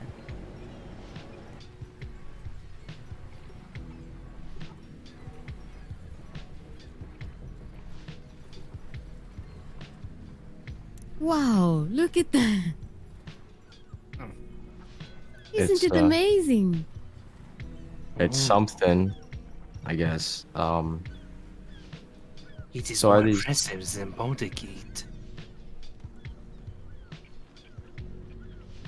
What the hell's a Baldur Gate? I don't It's know, a but I'm not city. gonna question it. You've never been? You've never been to Baldur's Gate? It is big Um, city. Oh crap. I'm sure I'll go there one day. Yes, yes, you will, with Kaz. As we upturn the nobility. Yes, yes. Oh, We're gonna do what to the nobility? She snaps her fist into her hand. Revenge. oh. But that I- will wait. Can I help with the revenge? Sounds Yeah, fun. I mean, I'm down. Oh, yes. The more the better. Baldur Gate seems like a pretty stupid name, anyways. Oh, yes, Kaz agrees. Yeah, Kaz. It's P Who on is the this gate. Baldur anyway? And why does he get his own gate? Yes, yes, we Yeah. should. Should We be should Kaz's gate. desecrate it. It should be Kaz's gate. Kaz's Just- gate. I just want to join because it sounds fun. Till the day I die, Kaz, I will follow you into hell to take over Baldur's Gate and rename it Kaz's Gate. On the one hand, this is Kaifa's idea. On the other hand, Lance wants the best for Kaz, so he doesn't know how to feel about this. This is the best for Kaz. Ah, Kaz is so lucky to have met such good friends. Yes, Kaz, I want to see you on a throne. Oh Oh, Kaz doesn't know about her throne. She still wants to be with clanmates and family. The queen of the cooks. Ooh, Kaz does like the sound of that. You get to cook anything you want. Ooh, The any Any- Iron Chef. I mean, you could still be a. I've heard stories about the fabled Iron Chef. King you of the could st- chefs. You could still be royalty and still be around us. No, Just no, no. make us royalty too. Yes, that works actually. I wouldn't mind being royalty. I would. I don't want to do that. Okay, well you're You're boring. gonna have to do contracts and shit. You know, you gotta heat out the Nah. people. You gotta like. Nah, nobody has to know who you are. Just you can just hide in the cellar with all Hide the booze. in the cellar. You're not royalty then. With all the booze. That's That's not. That's even worse than being royalty. Yeah, that's kind of a sad story. Yeah, that's that's whatever Fair the enough. Sword Coast's equivalent of Harry Potter is. Oh oh man. god, no. Living under the cupboard. Under the stairs. Drinking all the booze. Just We be only careful with your liver. just put Caiaphas in the cellar with the alcohol and only release him when we need. Oh my something. god. Opens the cupboard. The backup plan. He's like a dog in a crate forever. You know, like people that keep their dogs in crates all the time. And then Oh the god, issue I is- hate those people. Kaifas is just sedated from all the alcohol, so he doesn't recognize the backup plan anymore. Damn, this is hitting too close to reality. Let's move on. Alright. This is hitting too close to Caiaphas. Kaifus is now just staring out off into the distance. 1,000-yard realizing- stare. 1,000-yard stare, realizing just the gonna- true predicament. I'm just Kaz gonna- hops up in the Tickets air, to waving get her on or arms. something. As Let's you stop on. Actually, as you cross the gangplank, you finally find yourselves on the opposite side, standing on the edge of the earthen expanse that seems to coat the exterior of this island. As you approach the building closer, the two individuals flanking both sides of it appear to be standing guard. One sec. No, you're not allowed to have breaks. Come back. What are you thinking? DM gets no long rest, no short rest, no rest. You The are not forever allowed- DM oh. is forever in use. Thanks. As Why you are we approach, seeing the inner workings of the city? this is essentially a map layout of all of Aurora. Why are you so ugly? I'm kidding. I'm kidding. I'm kidding. I'm so sorry. I'm kidding. I'm so sorry. I was not being serious. Well, I'm gonna feel take awful, my I'm art sorry. skills and climb in the dumpster where I belong. No, I was joking. I'm sorry. I wasn't being serious. It's okay. I'm just teasing. Okay, so as Taken away by a black dragon, never to be seen again. Rocks fall. I'm sorry. It's okay. It's okay. As you approach this this doorway, this gateway, flanking both sides of the doorway are two young men, or at least one of them appears to be. The other, you immediately recognize as Pagliacci, who is idly kicking his legs as he sits upon a crate. Oh, The other young man, sitting just adjacent to him, seems to be a freckle-faced, pale young man with dark auburn hair. He has eyes that speak to having experienced far more than a young man his age should have. But they maintain a degree of earnestness to them. As the pair is approached by the group, the young man steps forward. State your names and business, please. Lance, this is all you. You're the face of the party. Okay, great. Thank you. You're the Thank you. bard. Go ahead. yeah, go ahead. I hate this so much. Go seduce. What? Yes, yes, you're very good at this, Lance. Hey, if you don't want to do it, I'll do it. I'm. No, okay, no. I'll do it. It's fine. I got a +7 to deception. That's all I'm saying. I could try. I can't promise that I'll do good, but I could try.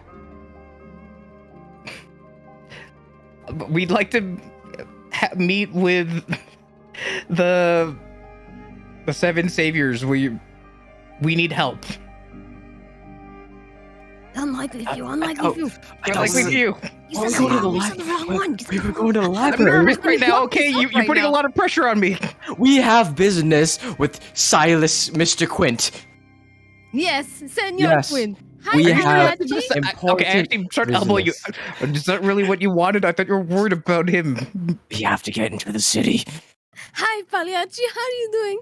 Doing Pagliacci. You know, Mr. Quint really needs to talk to me. We have been kidnapped.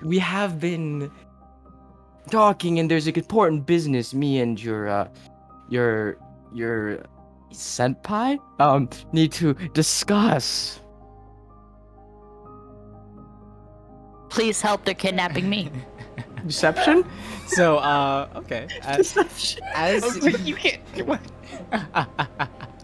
as you kind of in a flurry of chaos, Yelling. words and yelling, you attempt to answer the young man while simultaneously appealing to Pagliacci. Yeah. The small clownish young man pipes up upon realizing the party standing before him. Oh, Ronald, these guys know Silas and the others. Yes, we have important matters to discuss with Silas. I'm being kidnapped. Please help. We have such important matters that pertain to eldritch beings, and you know what he gets up to. Time is of the essence. Ronald cocks an eyebrow as he stares, confused, at Isla, pardon. While Pagliacci seems to be focused exclusively on Caiaphas. Oh god. Before speaking up and saying, "Oh, if you're here to see Mr. Quint, as long as you don't make any trouble, we can let you in." Of course, we're not troublemakers now. Where would we find Mr. Quint? When you go into the city, you'll find a bunch of different lifts. Take the one at the city center. It'll bring you to the workshops in the basement. And part of our business is, I believe there's a library on Aurora. Is that correct, Pagliacci? Yes. The unlikely few gathered a bunch of books, and they're all inside the city.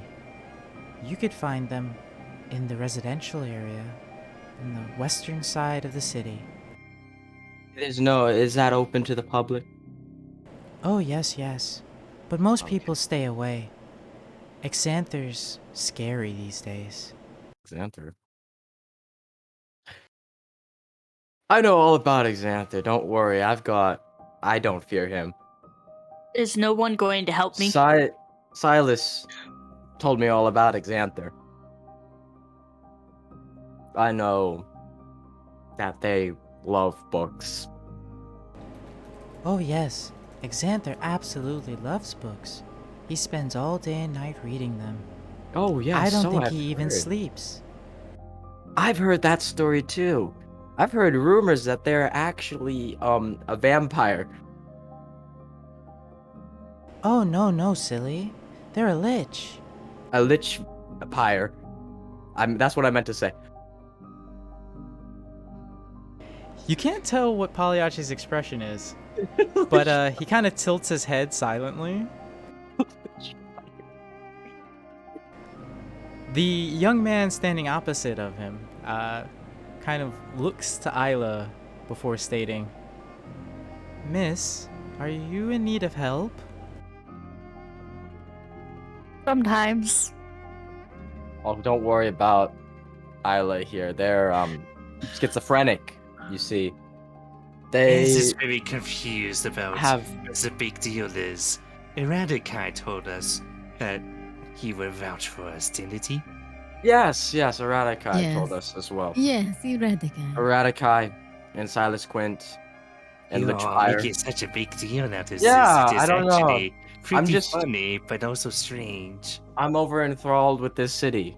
I've heard many stories about it. Okay, Look, we're I gonna was just we're gonna go. scared We're of gonna let's go just now. go inside. We're gonna go now. See you, Please Pagliacci. help. I'll Please tell help. Silas. I'll tell Kindness is Silas really I said funny, hi. man. I'm a funny guy. I'm gonna die. I'm very fun. Go. I'll share everyone for you. Please help. As you pass, Pagliacci gives you an animated wave. Oh God. And, He knows. Ronald kind of gestures for you to head within. As you enter the gateway, you find yourselves in the interior of a massive, sprawling space. Ornate design of a make you don't recognize, but its finery leaves you in awe.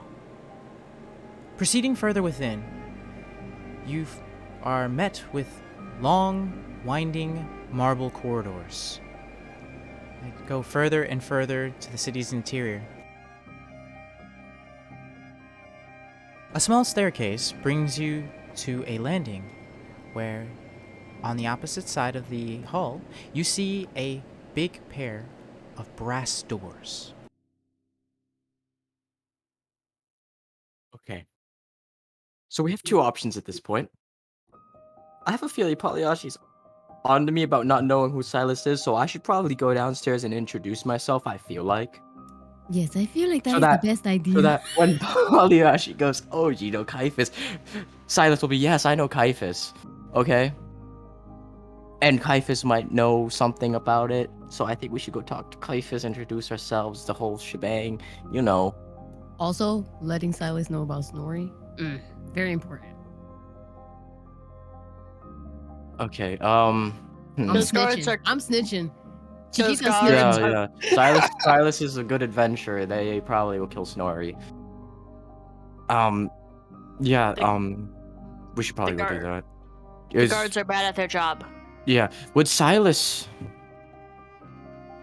have any of us heard stories about Silas? A few things here and there from like brief mentionings in like the bar. When you had spoken to Barristan, Sir Barristan back in Valleki, he spoke a little bit about Silas, mentioning that he was the inventor of the toilet. It suckles, you know. Along with his strange just wait. food friend, Pico. Ah, yes, Coco. People. Is God killing under their itinerary? Because we might, since you know there's the Eldritch God stalking us, being real creepy. We kind of need someone with experience with dealing with gods. I don't know if we'd even know if that falls under his itinerary, you know, stories or whatever. You've heard. Let's see. You know what? Actually, give me a history roll. Those of you interested in seeing if you have heard anything notable about -1, baby. That's what I'm talking Did about. someone say history? Someone, I don't remember what happened last night. None of us. I guess I do. don't care. Oh, Good it's too much gods. weed. We're gonna have to wing it. I'm still high. I apparently am a recluse who doesn't know anything. For You the most actually part. forget your name. What day is it? What time is it? Where are we? Who are you? Today's yesterday. Okay, so none of us know. Let's wing it. Nothing have to wing save it. idle rumors and stories about like small things. Nothing serious. That and his obvious contributions to what has had a major impact on Barovia's development. Okay. That's So about here's the way I see it, everyone. We can't get the help of the top, the 7, because God knows where they are right now. They just killed a Tarask, right? So we'll get the second option, the runners up, the unlikely few to help us out. Okay? So here's my idea. We go down there, introduce ourselves, be real nice. Hopefully he doesn't ask for a price tag. Hopefully it's out of the kindness of the heart type of thing. But Well, I would hope, you know, evil gods evil god be- would, you know, they would want to. that'd be, help you know, with. tax paid, you know. Mm-hmm. We're all taxpayers here. Actually, I don't think a single one of us is. Anyways. What's the taxes? What do you mean? I'm a normal person. I definitely pay those. This conversation happening on the way taxes. down. Like, Yeah, when we this get in is the happening on the elevator. way down. Yeah, to the party Silas. is they mount up into the lift one by one, and as the lift activates, you feel a sudden lurch as like gravity takes hold, and you feel that slight sensation of being lifted up as it descends at a moderate speed. Ooh. All right. Here's the plan. We need to stick to a plan. What are we No gonna tell? thanks. What are we gonna tell? Well, I'm just gonna keep asking for help. Don't do that. You do that, I will Eldritch Blast you into the next dimension. You say Eldritch Blast? What's an Eldritch Blast? I don't know anything about an Eldritch Blast. Okay. Okay then. I am definitely going to ask for parts. Yeah, you can ask for parts. They invented a toilet after all. Maybe they can make you a built-in toilet. Oh my god, that that'd would be be really good. amazing. People can I shit don't- in me. Okay. Moving on. The story we're sticking to is a dark god being real creepy to us. What do we know about him? He wanted Apparently, to have sex. What? I don't think that happened in any I of our don't remember dreams. that part at Specifically, all. that didn't happen in my dream. I think I missed that bit. Maybe you had a lucid dream. But okay, Eldritch God stalks us in our nightmares. yes. It seems like what's they're its trying name? to reform. Yeah, what's its name? Thrall something. Well, let's Just name it remember, like, Cat. Crimson Let's call it Crimson Cat. Scarlet. Scarlet. Scarlet something. Red guy. Red guy. Red King. King of I don't remember. We tell her that this Eldritch God's been stalking us, blah blah blah. They're coming to do what? What did Jean see? Wait, John, I have. is John in this elevator? Did John go to sleep? Is John Yeah, still John- asleep? Did we leave John? Where is he? Yeah, technically, what did We the accidentally- SEC for I'm- John do? Are we all just realizing now that we left John in the tavern? No, he's just Fine, been it's kind fine, of it's fine. quietly following. Like, he's still kind of Okay. shaken by the nightmare and the vision that he had had. John. What happened in your dream? What happened? Well, I was in the crow's nest, and I was, you know, I was doing watch, and when we were riding along the way, I was meditating, and I felt something coming from the North Dark Woods. North Dark Woods. Planes overlap each other, right? Pardon? Planes overlap each other. Currently, meta, yes. There are planes currently, like, they're bleeding over each other in certain places in the world. And, like, those brushes of borders are kind of making all manner of strange things take place. Would Um, Caiaphas know the basics about planes, considering he's a warlock? Yes. Okay. And would he know that planes typically are, at least in pieces, layered on top of each other? Give me a intelligence check. Oh, fuck me. Intelligence Brain. Oh, Caiaphas. Caiaphas doesn't know nothing. He's like vaguely aware of the concept, but he struggles to grasp its intricacies as a, you know. So he, Okay. As a -1. Alright. Planes, something about planes. What else did you see?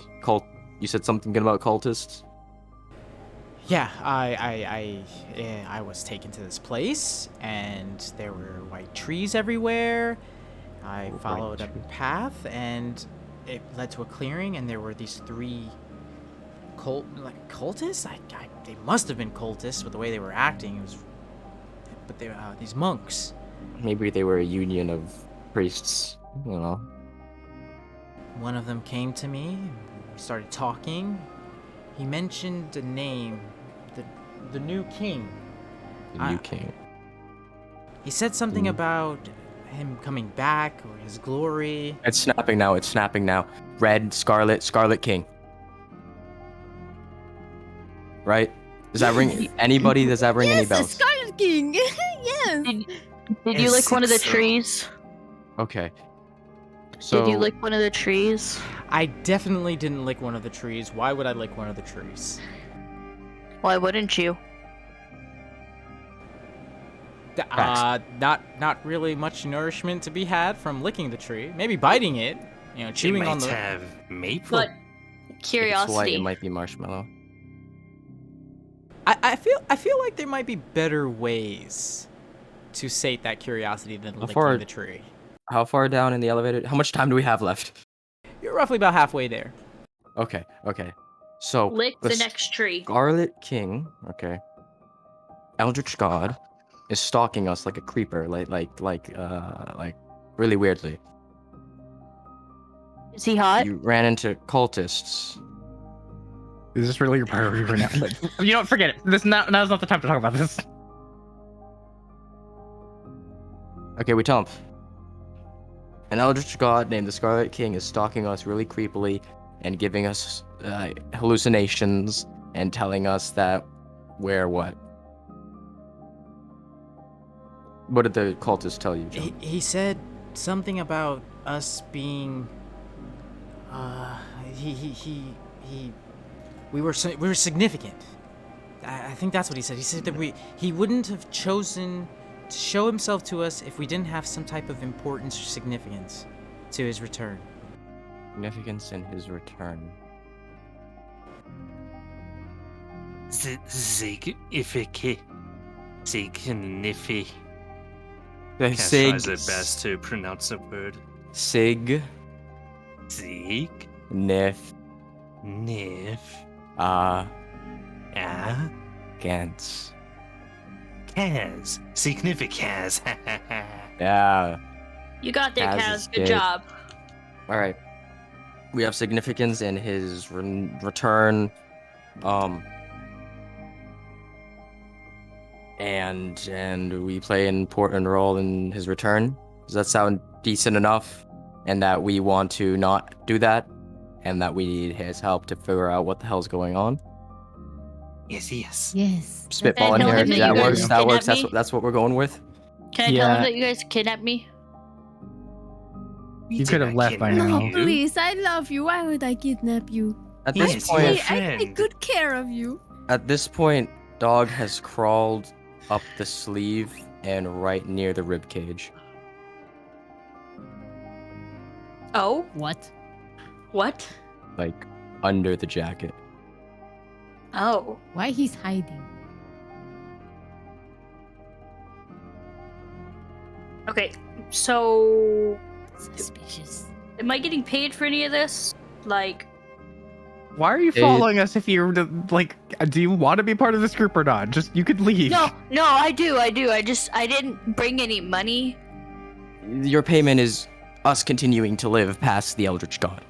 But Yes, I have yes. no money. I don't know. When I'm Well- running out of my house, running from a well- Trask, I don't really think to bring money with me. So I'm kind of We- like well, flat you out. know, Go No. back to your house then. It's fine. We It's can just always right go now. back to your house. Kaz does not need money. I don't think I want you guys in my house. You can go. We can by wait yourself. outside. It's fine. Like this is. We Why want to don't want- figure take out off? the world ending part about the god, and then we can worry about payment later. Oh God, we're here. We're here. We're here. You begin to Okay, feel okay. the lift slow to a gentle halt as it comes to a rest, and the doors open. Before you is a corridor, not too dissimilar from the previous that you had, kind of walked to get here. And at the end of it are various labeled doors. Workshop 1, Workshop 2, Workshop 3. Hastily etched into stone slabs mounted. They appear to be far more new than everything else in the area.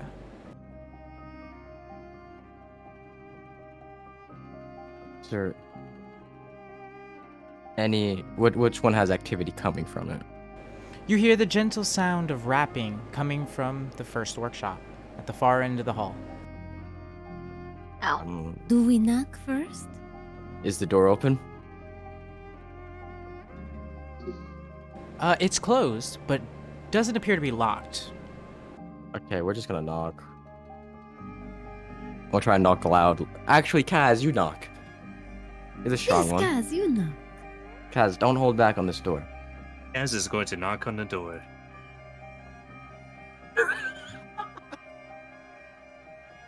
Knock, knock, motherfucker.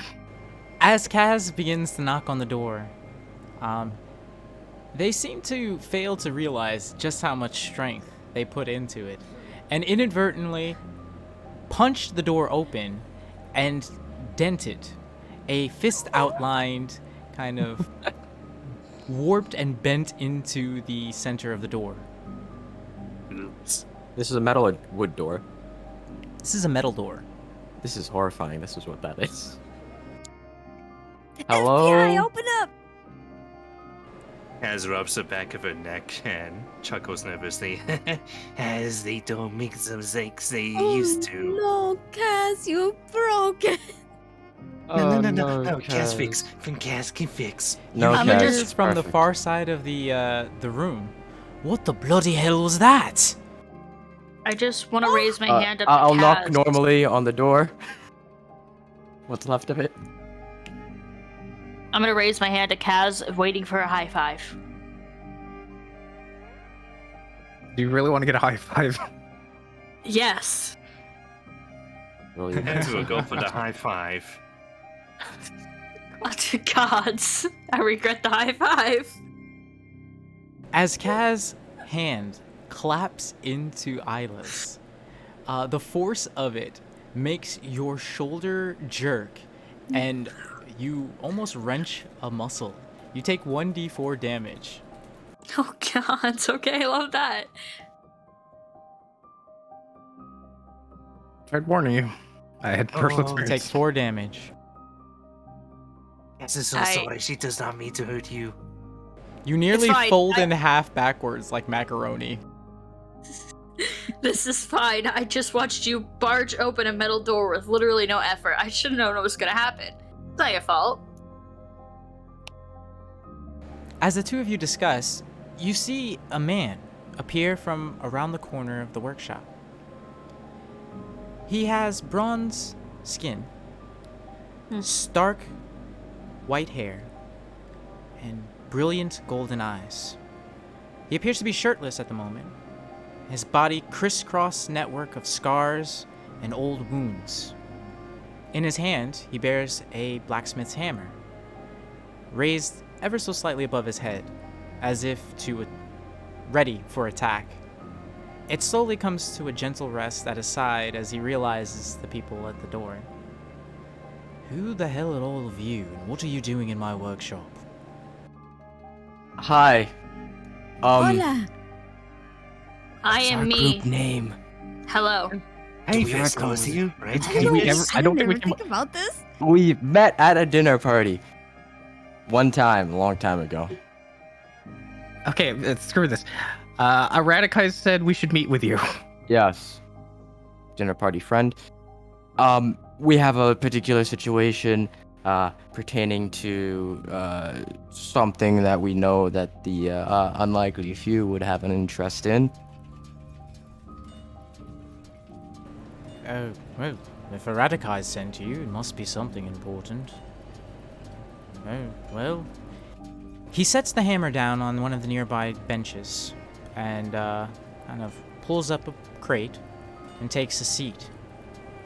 How can I help you?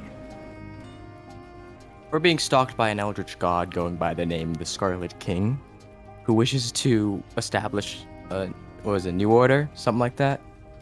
His return, and- I guess. Yeah, return, and wishes to free people from creation or something along those lines. Big bad news type of thing. It's been stalking us for the past few days since the Tarask attack, and we don't know if the two are connected or if we're all just losing our minds, but I don't think we're losing our minds.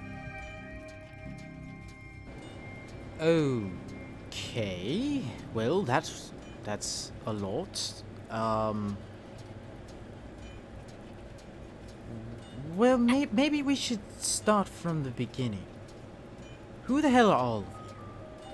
What is I our am group me. name? What is our group name? Fuck. We I are am the me. unlikely few. What? Oh wait, there's already a group called that.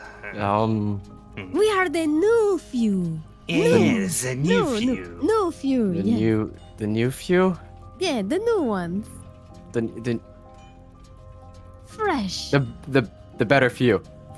Fresh. Fresh. I don't. The fresh I few? like flesh fresh. Fresh The- flesh. I can't even say it. Fresh.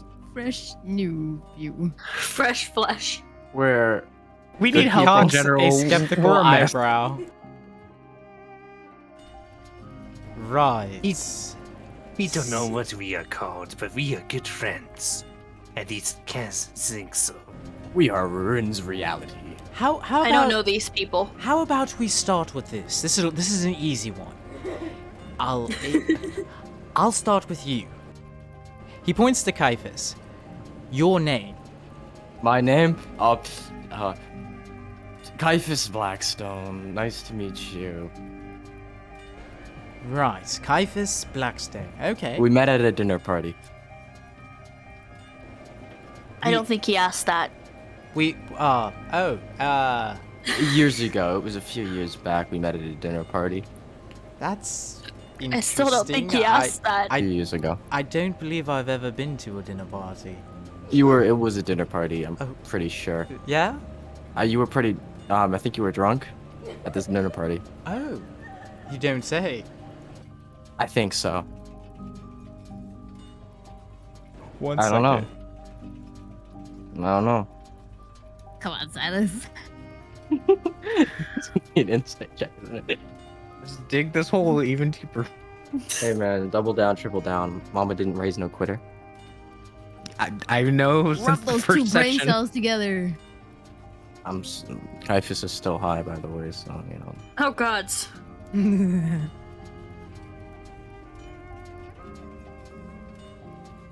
wish that was like a condition I could put on him. High as shit. High as fuck. If you really want me to, I have no problem developing an actual, literal, tangible effect to it. No problem at all. I'll have to think about it. I don't know if it would give me like advantage on charisma checks, but disadvantage on everything else. Yeah, let's go. And he just kind of shrugs his shoulders. Well, if you say so. Sounds about right. I've been known to overindulge in the occasional drink. This is why I That's love fun. Silas. So, I say, Caiaphas, you two would be good friends. Yeah. Yeah. I think so, yeah. he kind of, Oh, Kaz is Kaz, by the way. Right, Kaz. What's a kobold doing out all the way over here? We don't have too many of your kind out this way. She tilts her head. Really? Yeah, I suppose the climate is ill-suited. But, yeah, you would probably be the first kobold I've seen in Barovia since my time in Baldur's Gate. Kaz's gaze turns downward in a mixture of feelings at this revelation. She always suspected as such, but didn't have confirmation till now.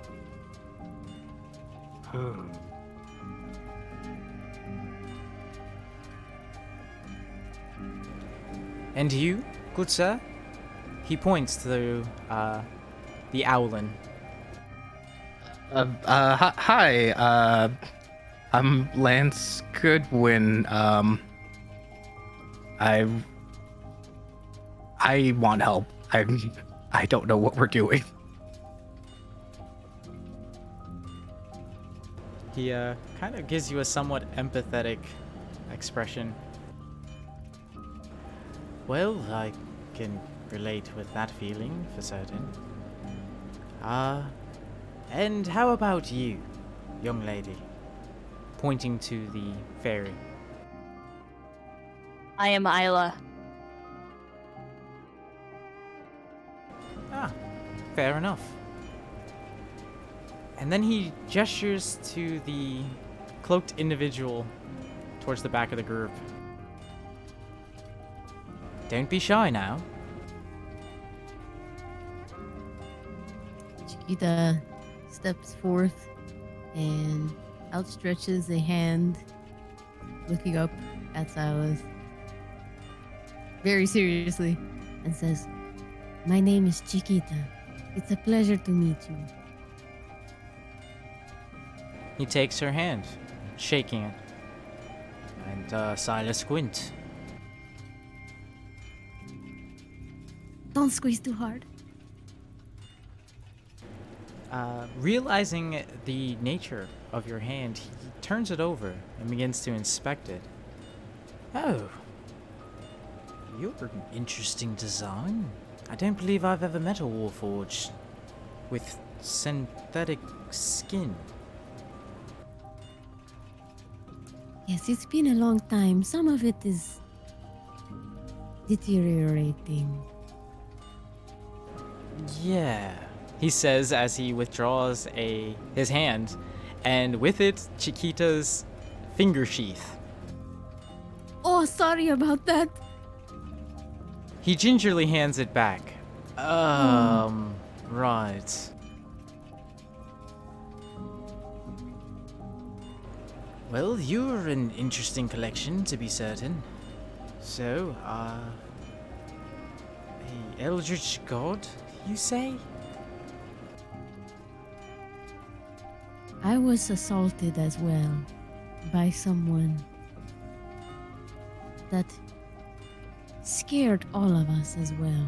Not just that eldritch god. And who? It was a tiny little funny man with big boobies. His eyes narrow immediately. Snorri Sturgelson. What is his problem? I honestly couldn't tell you. That man is unwell, unhinged.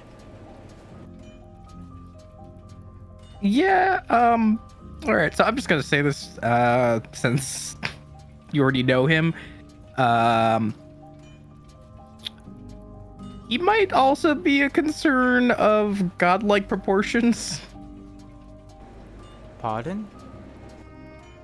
I'm pretty sure everyone heard some laughter, a few days ago, and Yes, there a couple was, days ago. yeah, a couple days ago. Yes. I don't know if anyone realized that was Snorri's voice. And according to what I know, it was him ascending to godhood. Is that actually a thing that's possible?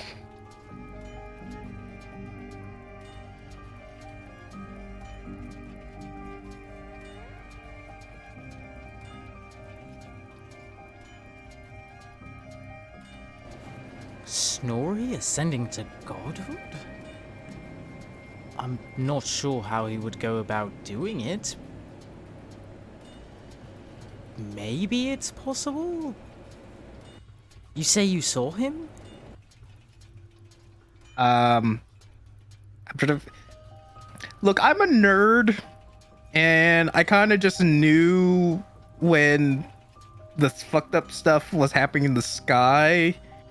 It was an indication of someone becoming a god. And then I kind of pieced it together with the laughing that it was Snorri.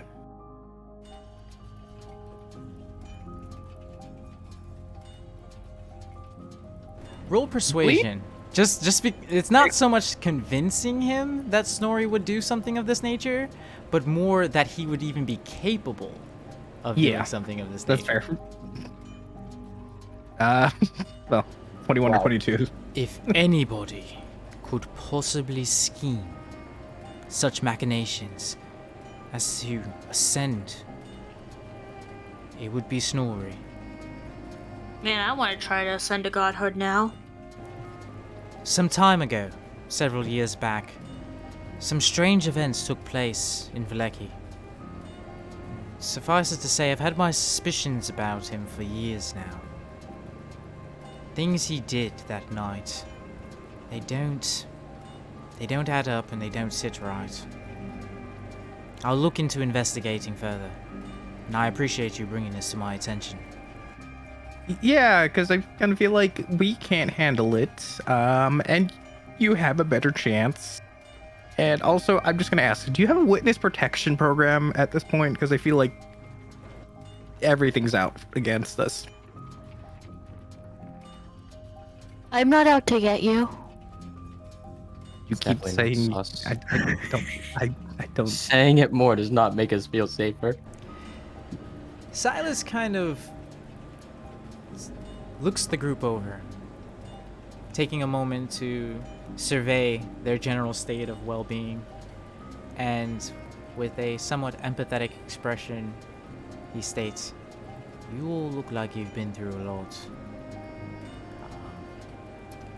If you need a safe haven to at least lie low for a time, the city has more than enough residences available.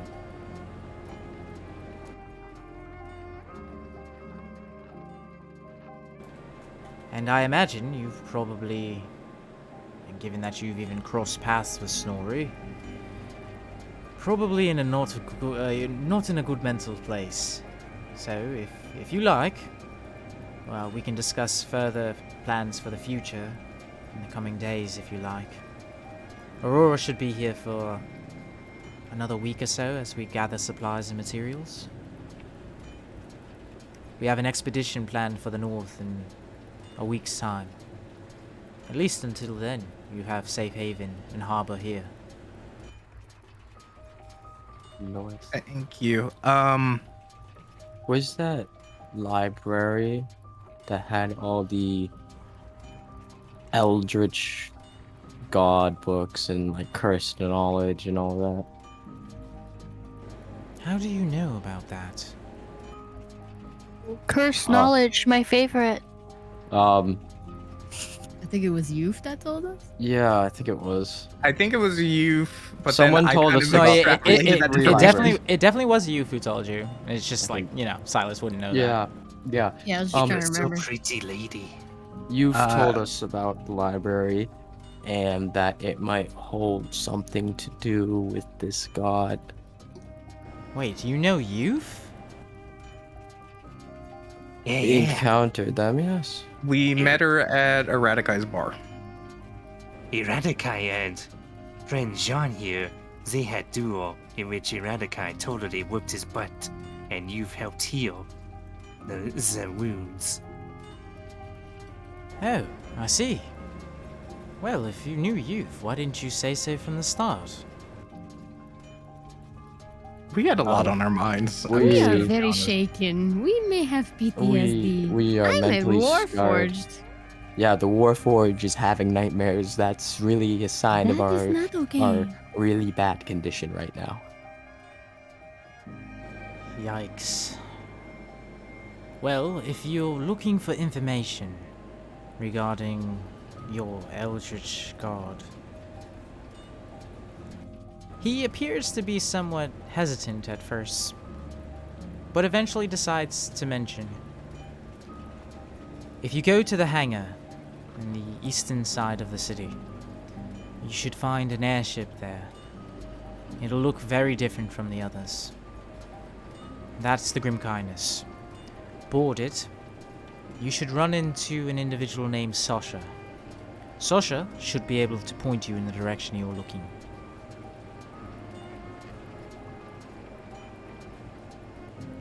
Question, is that also where we can find Youth? I kind of wanted to talk to her a little more, and I don't want to miss my chance if you're leaving soon. Actually, quite likely. You've spent a great deal of time in the libraries in Aurora and aboard the Grim.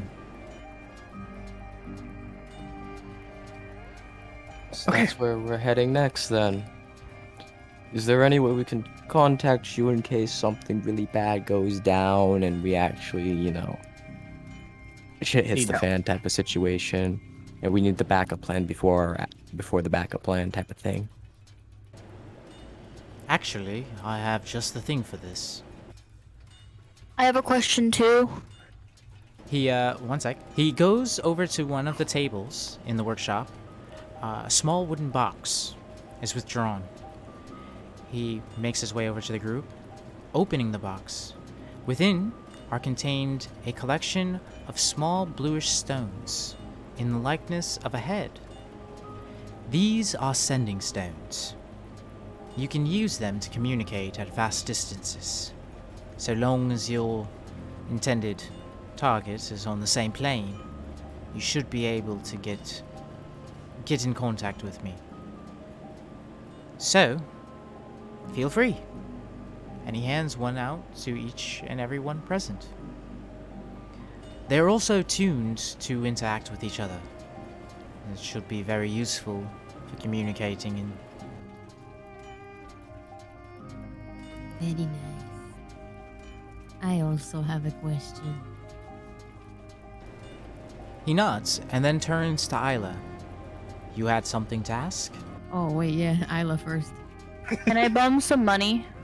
Damn it. Do not do that. Do not do that. No? Okay. I'm sorry, she's new. I'm really sorry.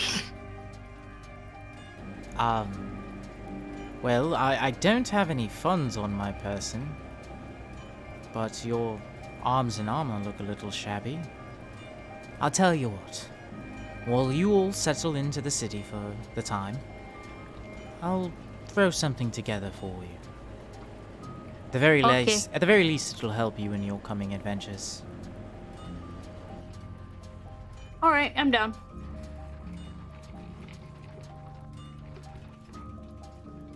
Alright. After we square up, let me know what each and every one of you would like, and I'll have it done by tomorrow's eve. You work fast. What can I say? Crafting weapons, arms, and armor is kind of my forte. You can make me new parts? Better parts? I can certainly try. I've never tried designing parts for Warforged, but maybe we can figure something out. I heard from what's his name? Baron. Barristan. I- Barristan God. I heard from Barristan that you have a companion named Toto? Moko? Coco? Roco Loco. Oh, yes. You might actually be able to find them in one of the other workshops. Roko tends to keep rather busy. They've been working on this project, a room where the gravity can be altered, allowing you to move as if flying. It's a fascinating little side project. Ooh, flying without wings. That sounds amazing. It's like having levitate forever. Wait, what was out of character question? What was the name of the guy that Jean killed, who was apparently Silas's teacher? Rudolf von Richten. I'll type it in the chat And- for you. Polyashi told us that Rudolph knew Silas. Yes. Did we break the bad news to Silas? I don't know, because I'm like, John wants Jean's here. If we leave Jean out of the thing, we can. We'll just say that we found him that way, okay? And that on his person, I still have all of the items, or the sword, and we could hand. No, I have the flask and the journal still. You have the flask and the journal, but I have the hunter license. I have their sword, and I have. I think that's just it. The hunter license and the sword. If we turn this over to him in a jest of good faith, could be really good for us in the long run with this man. I like that. I like that idea. I mean, I was already planning to. So- Yo, we should do that. No, we should break the bad news.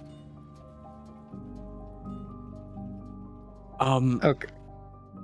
We did encounter what was left of a man named Rudolph von Richten. Not sure if you've heard of his passing from. Was Polyashi with us at the time? He was, right? Yeah. Well, you've- And we told you. We told Yeah. you so. If you've heard of the passing, Silas grows somber at the mention of Rudolph's passing. I see. Well, I We think also haven't- John told you that he murdered you. I hope Silas doesn't connect two and two. Get John behind everyone. Hide John behind everyone. We happen to have some of the items that were on his person at the time. I hand over the license, the sword. I think we should hand over the other things, right? Yeah, I'll hand them. I wanted to give these to you because I was unsure if I could trust people here because of everything, and I wanted to give them to her to show that I want to believe in all of you, but also I don't want to risk losing them now, so I'm just gonna give them to you here now. He doesn't say anything as he receives the items, his gaze dropping to the sheathed sword. Before placing it on the table nearby, I thank you for bringing me these things. Rudolph was a fine teacher and a hero for a lot of people. Oh dear. Maybe you need a little bit of halfling weed. He shakes his head. No, I need to get to work. If you take the lift up to the top floor, you should be able to reach the hangar pretty easily.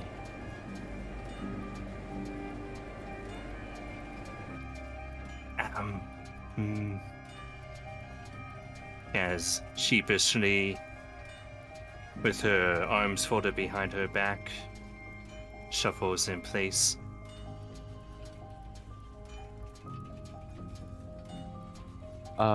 Is everyone leaving? Before if everyone's leaving, I remember Yeah. I want to say something to Silas before we leave. I need to do the exact same thing. You go first. I'll leave the room, and then we'll switch places. We have an Poor understanding. man. We look at each other with an equal understanding of what we need to do. I'm gonna go outside and pretend like dog needs to shit in the hallway where everyone gets on the elevator. Nice. Fantastic. Okay.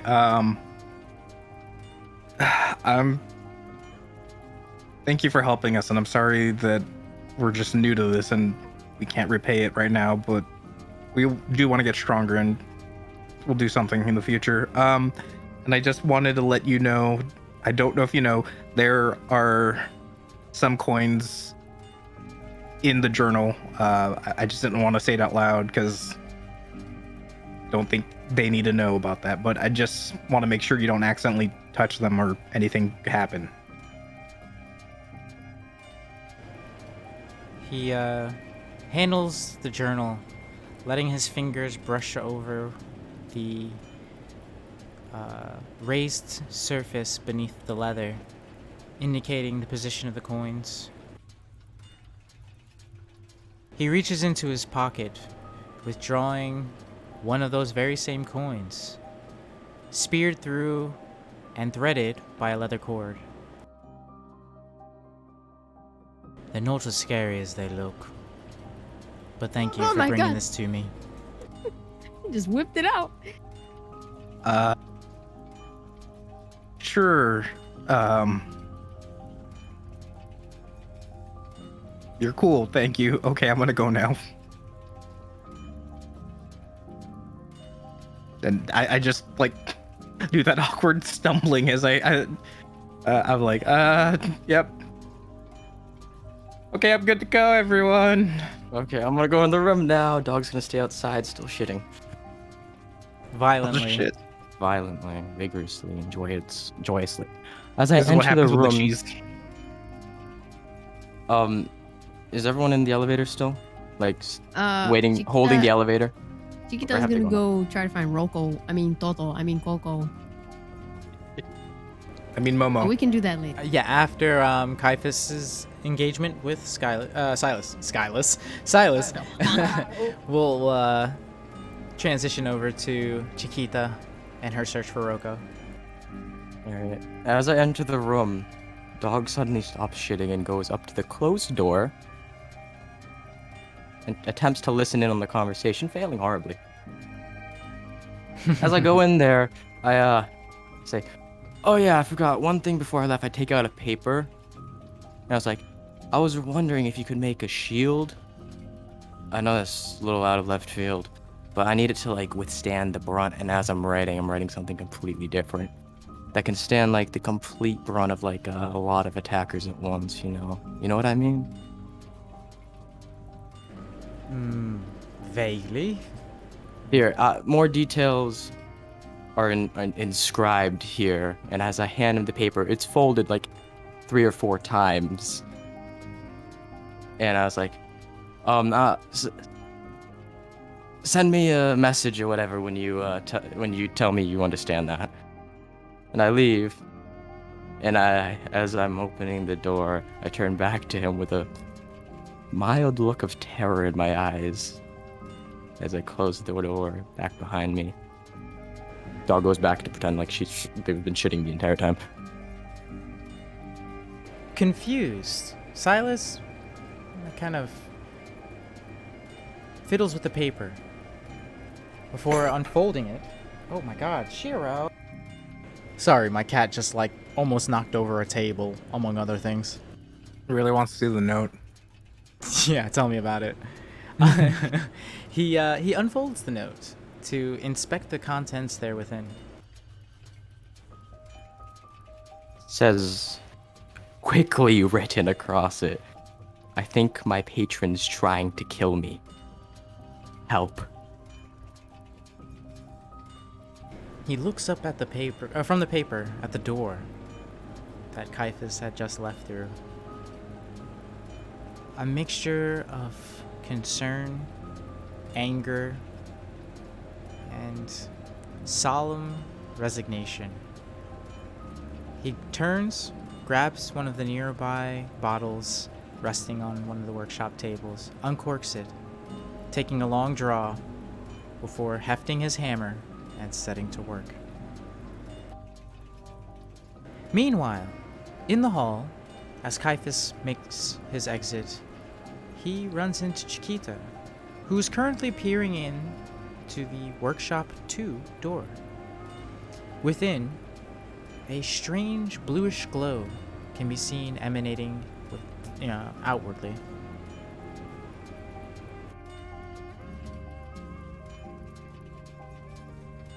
Looking within, she can see a small bluish white bird, diminutive in stature and height, idly floating about.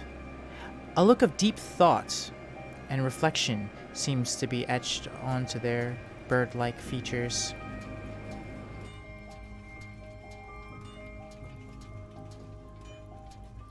They're just kind of idly floating through the room, like turning and like spinning. Not of the like any active choice, just kind of bouncing around, arms folded. That sounds about right. Like the old Windows screensaver. I'm gonna knock. Politely, respectfully, with respect.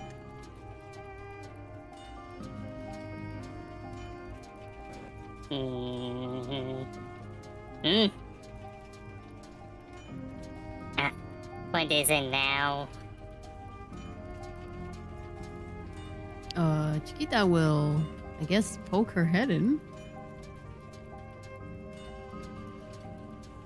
Oh. You are different. Hello? Yes, hello. More interruptions. Rubbing her temples,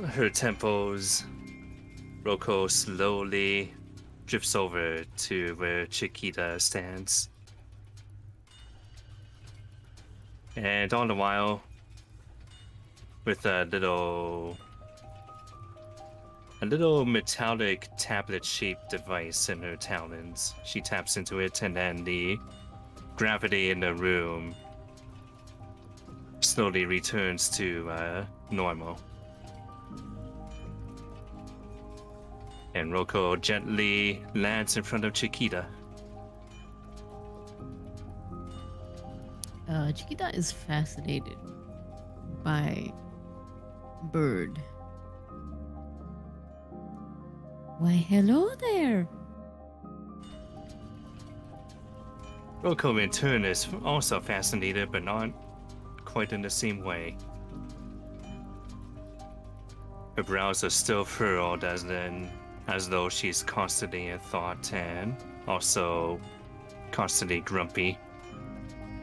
Resting bitch face. Yes. I don't believe I've seen any of your type before. Mind if Yes. I... As she starts poking around on Chiquita's legs. Oh, okay. Go ahead. Yes, quite. Chiquita Right. lifts her. What is it? Oh, yeah. Her cape? Look. Cloak! Yeah, that's the word. She kind of like moves her cloak out of the way. And Roko, being completely undisturbed by the lack of clothing underneath her cloak, continues with the prodding for a bit longer until satisfied. Sniff, sniff, Right sniff, sniff. then. Basically.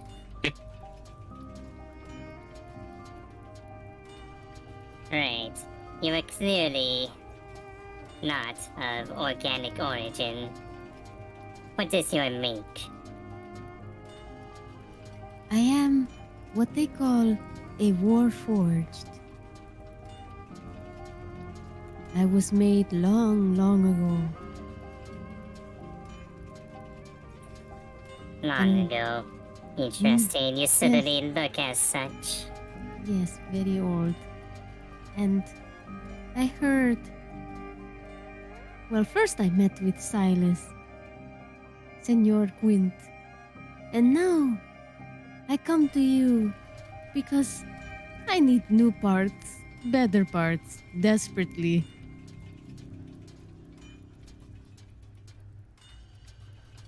Roko looks to Chiquita and then looks back, just in the general direction of the entire room, and then lets out a sigh.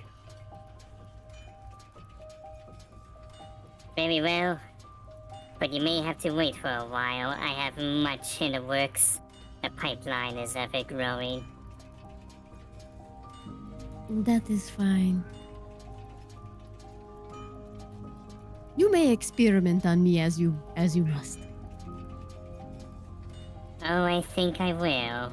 There is no doubt about that. I have one of those stones, the sending stones. So you can just call me whenever you need. Yes, the archaic communicative device of this world, I understand. Very well. Then I will let you know when my queue opens up.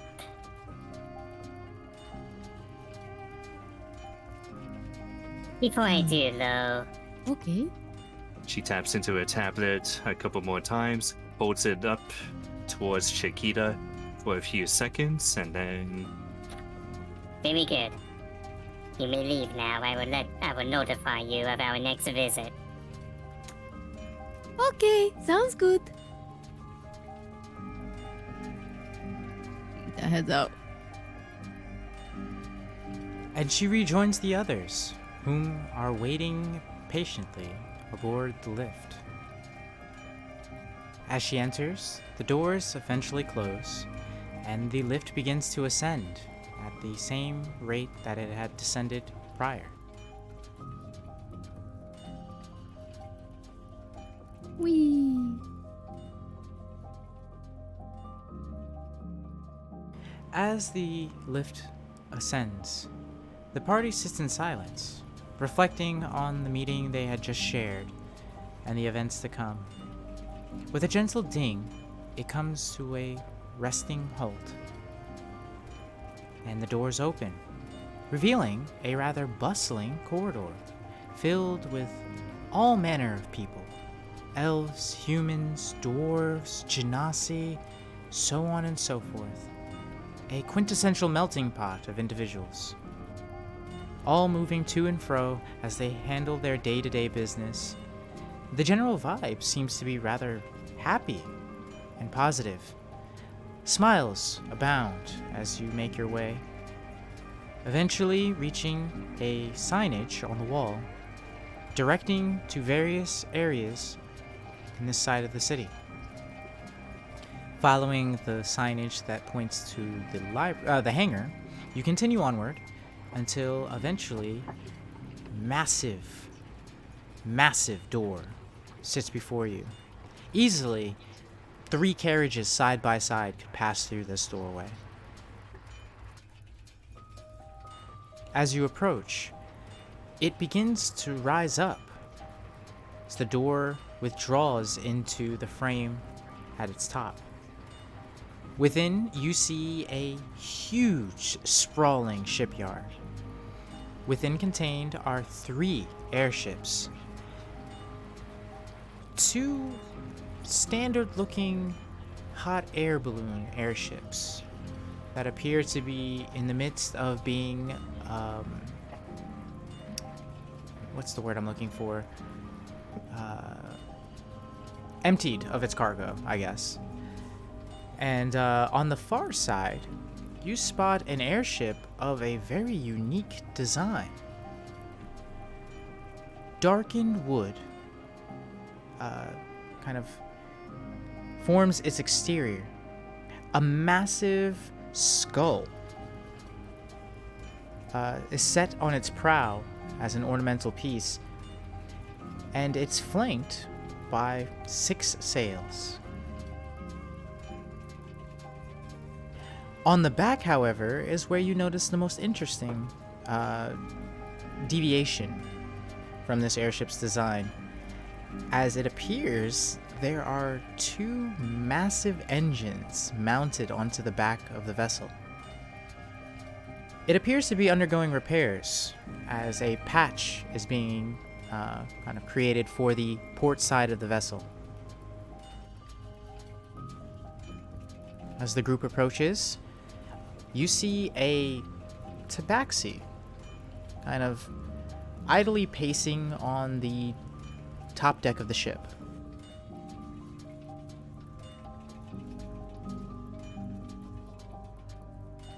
I must dip. Goodbye. No worries. It's great having Hey. you. My head's starting to hurt. I gotta go.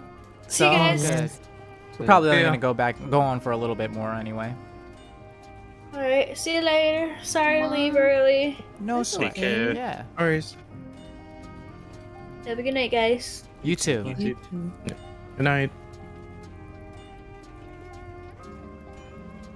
But yeah, our party approaches the gangplank of the ship. Aboard it, you see a tabaxi pacing anxiously, excitedly. You can't quite tell. Oh. Hello! The tabaxi perks up at the a call from Chiquita, wheeling around quickly. He looks to the party, scanning each of you individually before smiling. What are you all doing here? What you want?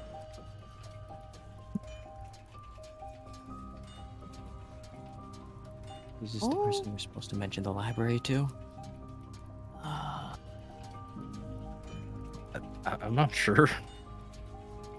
We're looking for a library. Library? Yeah. You suddenly hear a voice call from the helm of the ship within the boathouse. From within, walks a young lady, it appears, who approaches the tabaxi, placing a hand on his forearm. The girl says, It's okay, Seven. I have this handled. You can go back to your cat tree if you like. and you see the tabaxi take his leave, heading towards the boathouse that the young lady had just exited from. Before he leaves, Cass wants to arm wrestle him. He looks strong. Oh, well, I guess you can do that. Yeah, boy. Yeah. Cass is not boy, but she will arm wrestle you. He leads Kaz over to a section on the top deck of the ship where the two can kind of set up some crates and barrels and partake in an arm wrestling contest. As this is taking place, the young lady looks to the party. Wow, how did you guys find your way here? Silas sent us. Oh, We're looking Silas. for a library about forbidden knowledge, eldritch gods, that type of deal. Sasha wags their tail because they're a fox. Kitsune. And says, "Oh, all right. I mean, if you want to read some books, we got plenty." We're looking for a specific genre. Oh, a specific genre? Yeah, genre of book. Should be under the name The New King, The Scarlet King, something along those lines. Scarlet King. Yeah. I mean, you're welcome to come look in the library. I can lead you guys there if you. Yeah, like. that would be helpful. Okay, all right. I will give you a warning though. We have a guest that stays in the library. Just try to avoid making eye contact with him, and don't talk to him. Just leave him alone. He's Okay. he's not that. He's very cranky. Uh-huh. So don't even acknowledge them. I mean, you can, but at your own discretion. Yeah, they're not there. Got it. Yeah, I mean, yeah, Yeah. I think that's the best course of action. Usually when I go in there, I just try to act like he's not there. I actually don't like going in there very often. Oh boy. All right. Yeah, that works. But I mean, you know, the books, we got plenty of books. So you can just help yourself. All right. Just be careful. Here, come with me. Come with me. All right, we follow. And Sasha leads the way. As you make your way into the boathouse, Sasha leads you to a hatch with a metal door at its top. With some turns of the mechanism, the door swings open, revealing a ladder that descends to the ship's interior. As you all descend the ladder, making your way to the second lower deck of the vessel, you get an opportunity to really kind of take in Sasha's appearance and notice that they are, despite their age, dressed in what looked to be military garb.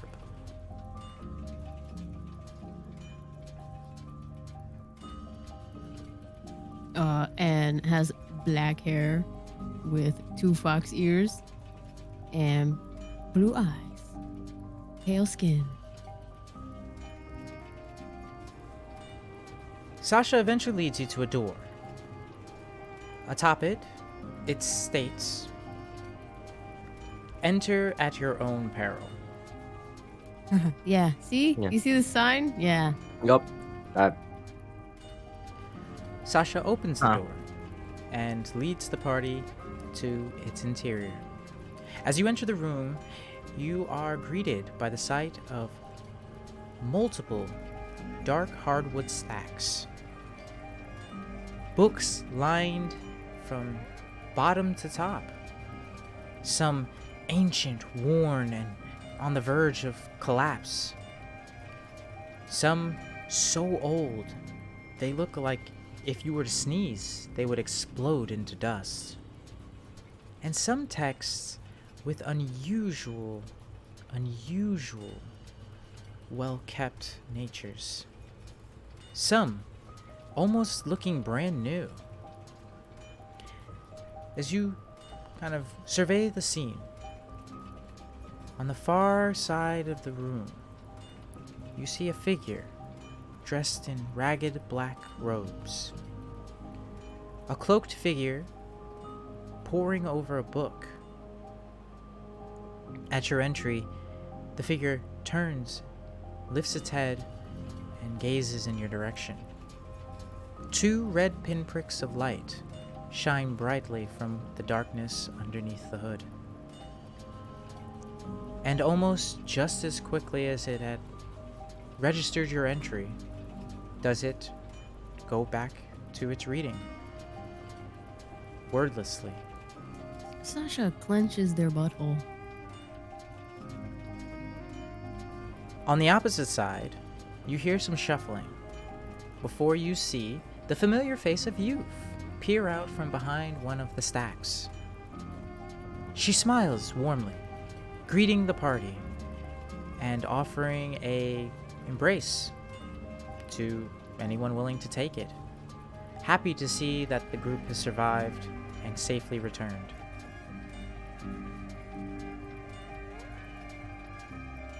Alright, I'm gonna do that awkward thing where I don't realize it's a hug at first, and I'm trying to do like a handshake or like a bow. And then I'm like trying to fix it as I see that, like, oh wait, oh okay. Hi, I'm glad you're safe.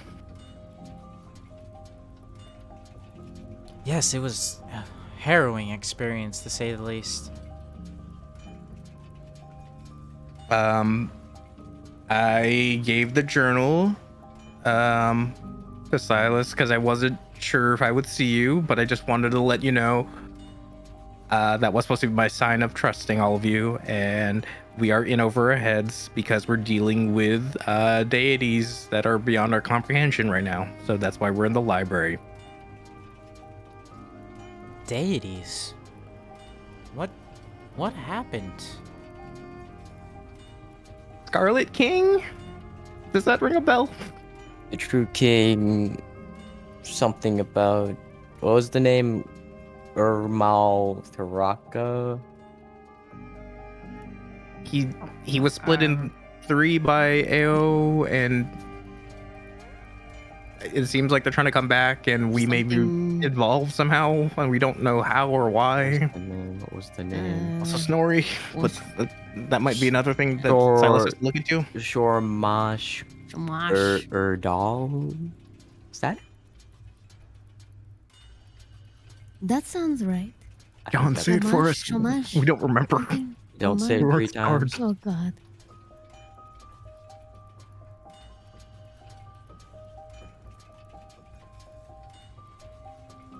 Sasha's ears lower, overhearing everything. Like, oh shit, I don't know if I'm supposed to be hearing all this. Shurmash or Dull? I don't believe I've ever heard of such a name. Damn, Youth, come on. But if such an entity exists, it's almost certain, if there's any recorded history of it in Barovia, you'll likely find it here. I think it's funny that Lance knows about this, but Youth doesn't, and I'm like, damn it. It Youth- kind of makes no, sense. it does. Youth is all about magic, not so Oh, much okay. lore. Yeah. The lore that she focuses on specifically is that of the Weave, Maestra, and magic as a greater.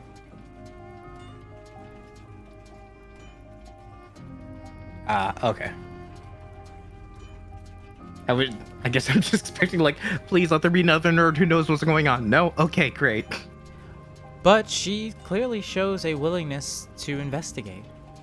And so, she joins the party on a search, the library, for any notes, books, or texts that might contain clues related to Shamash. If you'd be so kind, my friends, give me a perception check, please. Shit. Not what I wanted to use. I'm Oh, not care God. about these.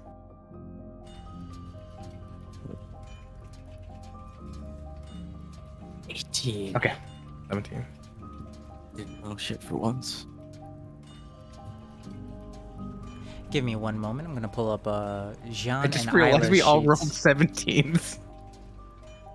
Let's go. Combat encounter now. The entire library is a mimic. What the fuck? Plot twist: the entire ship is a mimic. What? That's actually a thing. I Yep. have the I'm combat. Yeah. Yeah, you seen that? Oh yeah, it's so sick, man. Mimics are It's- crazy. That thing's only CR level like 12 though. I was gonna say, if it's an entire ship, how. Wait, what?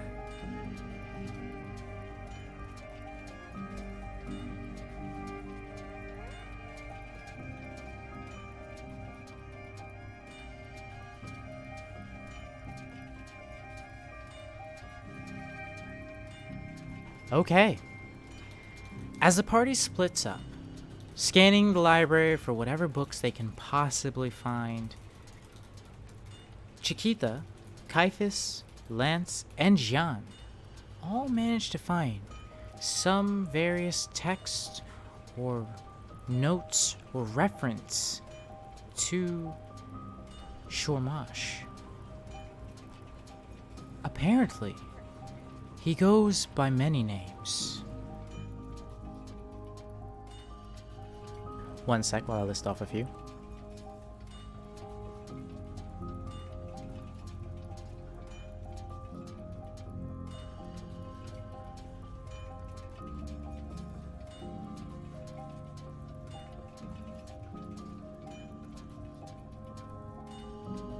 Of these aliases, the Scarlet King, the King of Darkness, Shormash Ordal, the Crimson Khan, Gibbet, the Hanged God, the Crimson Monarch, the King who rose.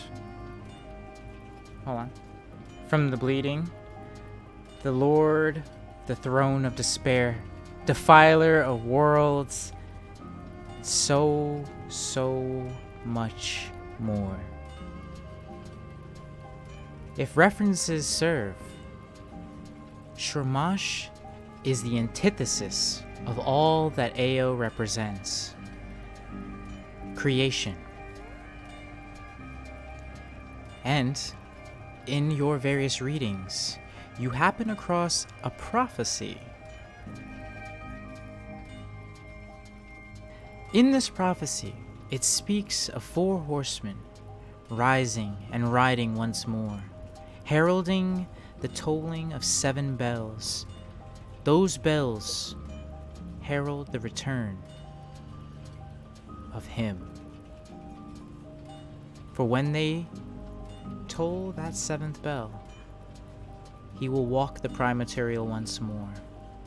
With him, his legions of demons and defiled, excuse me.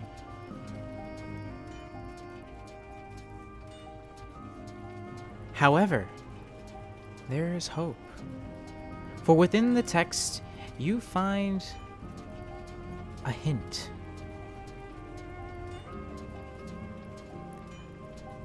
As Shormash has been split into 3 pieces, so long as you can separate or destroy those pieces, you might be able to forestall his return.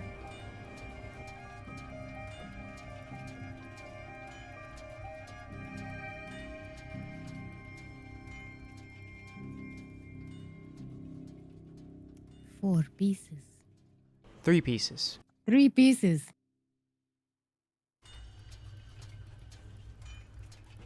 All you have as reference for these 3 pieces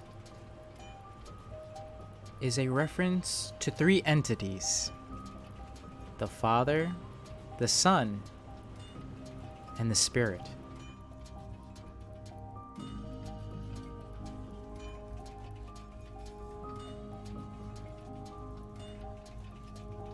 Oh, Converting to Christianity, we sing praise up to the Lord. Caiaphas starts singing. God.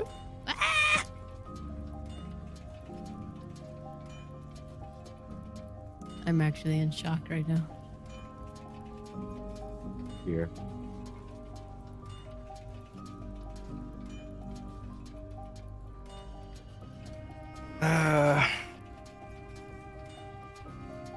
Upon learning all of this information and sharing it amongst yourselves, Youth speaks up. The expression on her face grim. I had hoped to keep you all out of this.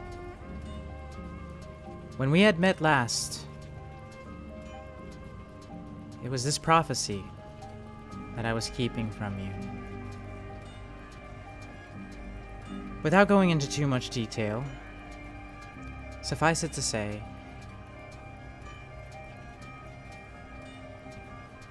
the end of the world is happening. And we're doing everything we can to stop it, but I don't know if we can. We're currently in the process of identifying the location of the Four Horsemen, but we don't really have any leads. Hopefully something comes up in the coming days. For now, we've intentions of taking a trip to the Anauroch deserts to the north. It's here that I will ask you. You have an opportunity to walk away from all of this, or you can go all in. If you do, I'll share with you what I know. But once you learn it, you may not be happy.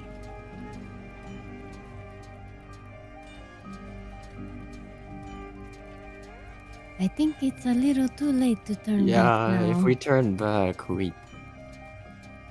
I have a feeling that we'll just fall into this thing's hands. Yes. I share the same sentiments, and I've been unhappy not knowing everything. So, at least if I'm unhappy knowing the truth, at least I know. I guess we're going all in. My flesh pets deserve the full extension of their life. I'm just gonna ignore that part. Thank you. I'm just gonna accept this is Chiquita, and then she cares, but also I'm like, or she's old. She's, you're problematic. Warforged your grandma. It's fine. Okay. She takes a deep breath, as if mentally preparing herself.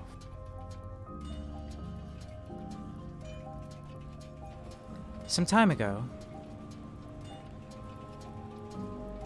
Strahd was the law of this land. And during our confrontations with him, he, in his desperation, tapped into the power of the Amber Temple. We don't know what it did. We couldn't have known what it did. Not at the time, at least. When we had slain him, he used the last of his life to set in motion some sort of magical ritual centered at the Amber Temple. That day, something released itself, and since then it's been a downward spiral.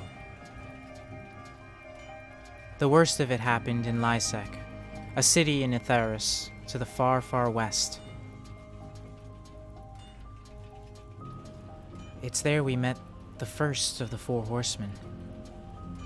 He was using the city to experiment.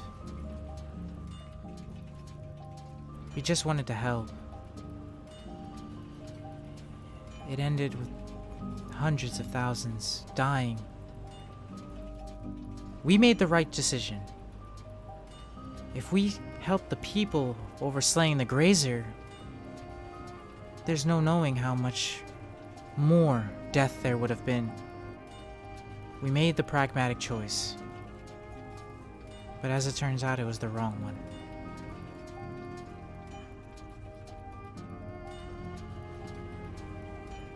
Lucien managed to succeed at whatever plot it was he was setting up.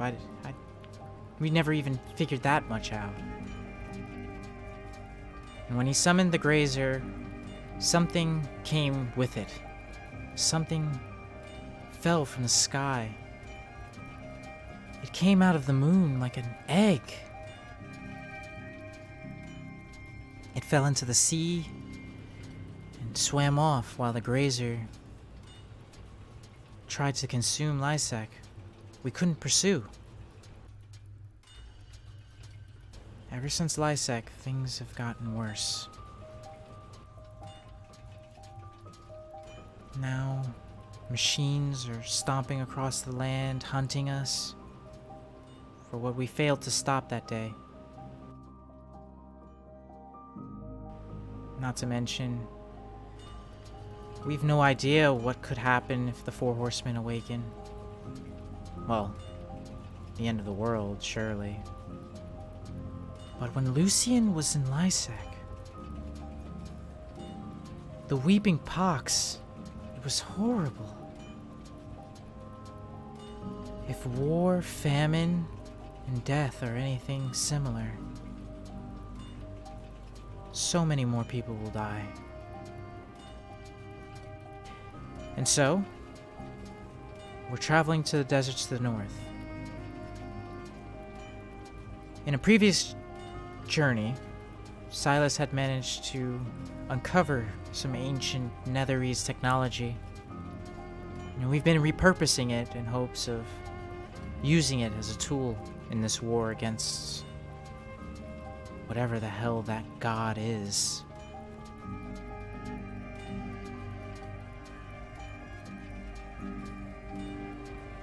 But as far as what our next move is, if I'm gonna be honest, we're just as lost as you.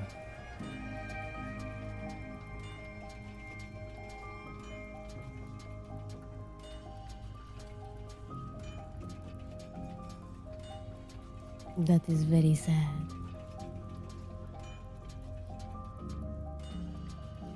Well, sounds like everyone's equally fucked.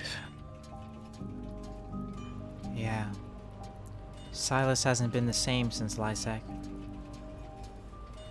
He used to be so warm and kind. Now, he spends all of his time in the workshop building things. And he gets this look in his eye.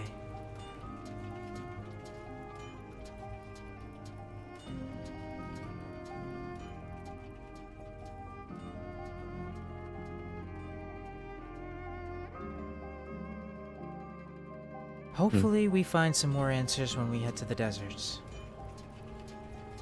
The city Aurora itself is actually Netherese technology. We managed to find quite a bit here. So hopefully, we can find more when we go visit. Better parts. Alright, well, that's a lot to process. You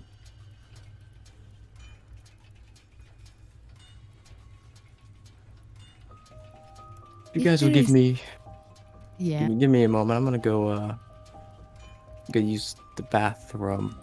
Yeah. Mm-hmm.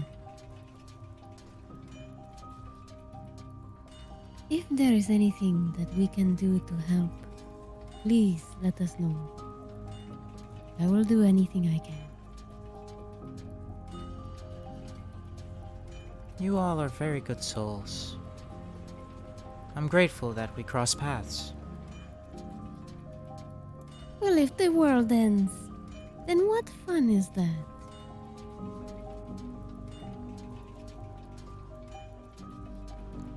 True. Well, while Caiaphas is in the bathroom It's actually the nearest storage closet. He's gonna try something he hasn't tried before. He's gonna try and pray to his patron for guidance. Oh. His fiend. Okay.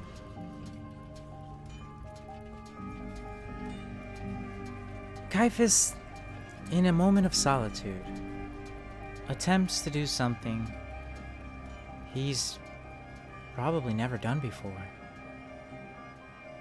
To reach out to the patron that grants him the power that he wields. And at the same time, has taken so much from him.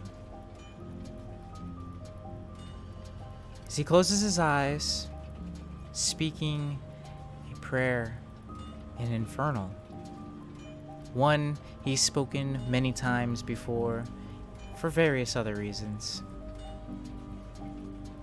He closes his eyes and opens them, finding himself in a strange, dark space. The only illumination casting a dim glow from some unknowable source, allowing you just the briefest of glances into the yawning darkness before you.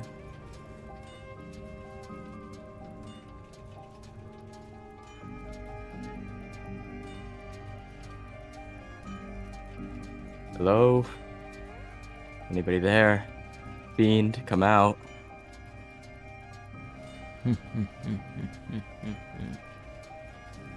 Look who came crawling back.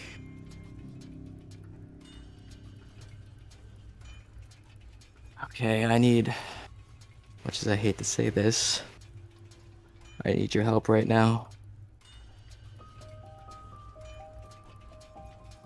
You need my help all the time. You are nothing without me.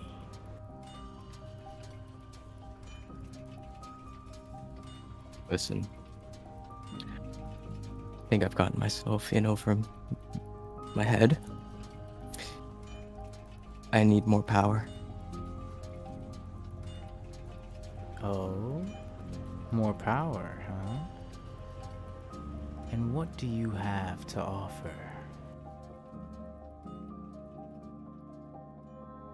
Instead of being forgotten every 3 years, you can take their memories every year.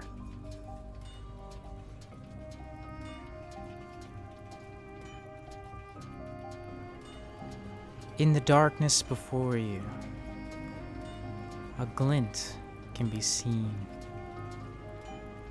as teeth, rows of them, curl into a unnatural smile, far too wide, far too curled. Just barely do you see the ominous glow of two dim red lights hovering just above the mouth. It opens its mouth and its long, lumpy, pale tongue lolls from its lips, lapping at them greedily. You don't say.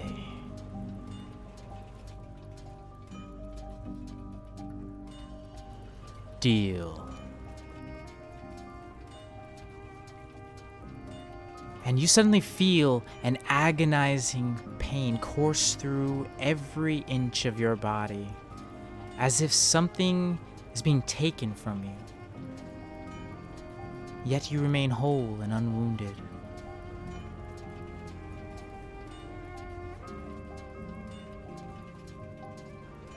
As the creature inhales, you see a almost mist-like permeation emanating from your body, gets swallowed up in the vacuum.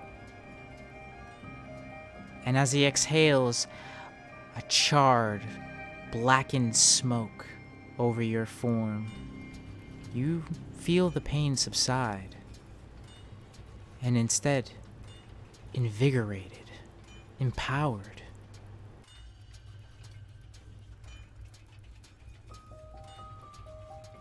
Pleasure doing business with you.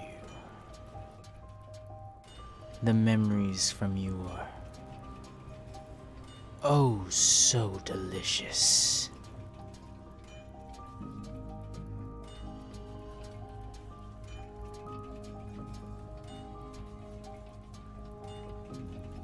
And just as quickly as you found yourself in that dream space, do you open your eyes to the familiar darkness of the closet that you had found yourself in just moments before?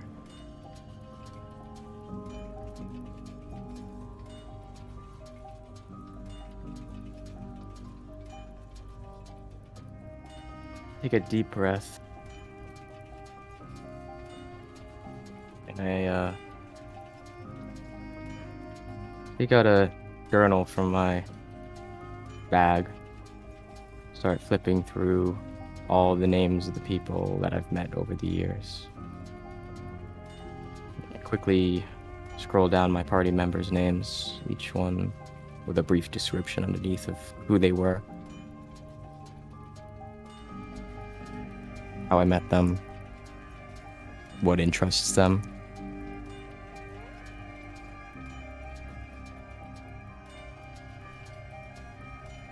How to start a conversation with them.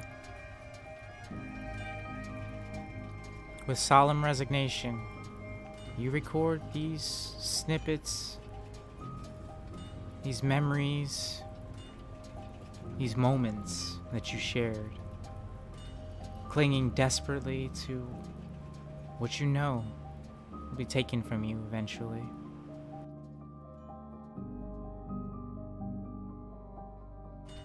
Oh my god, that's so sad.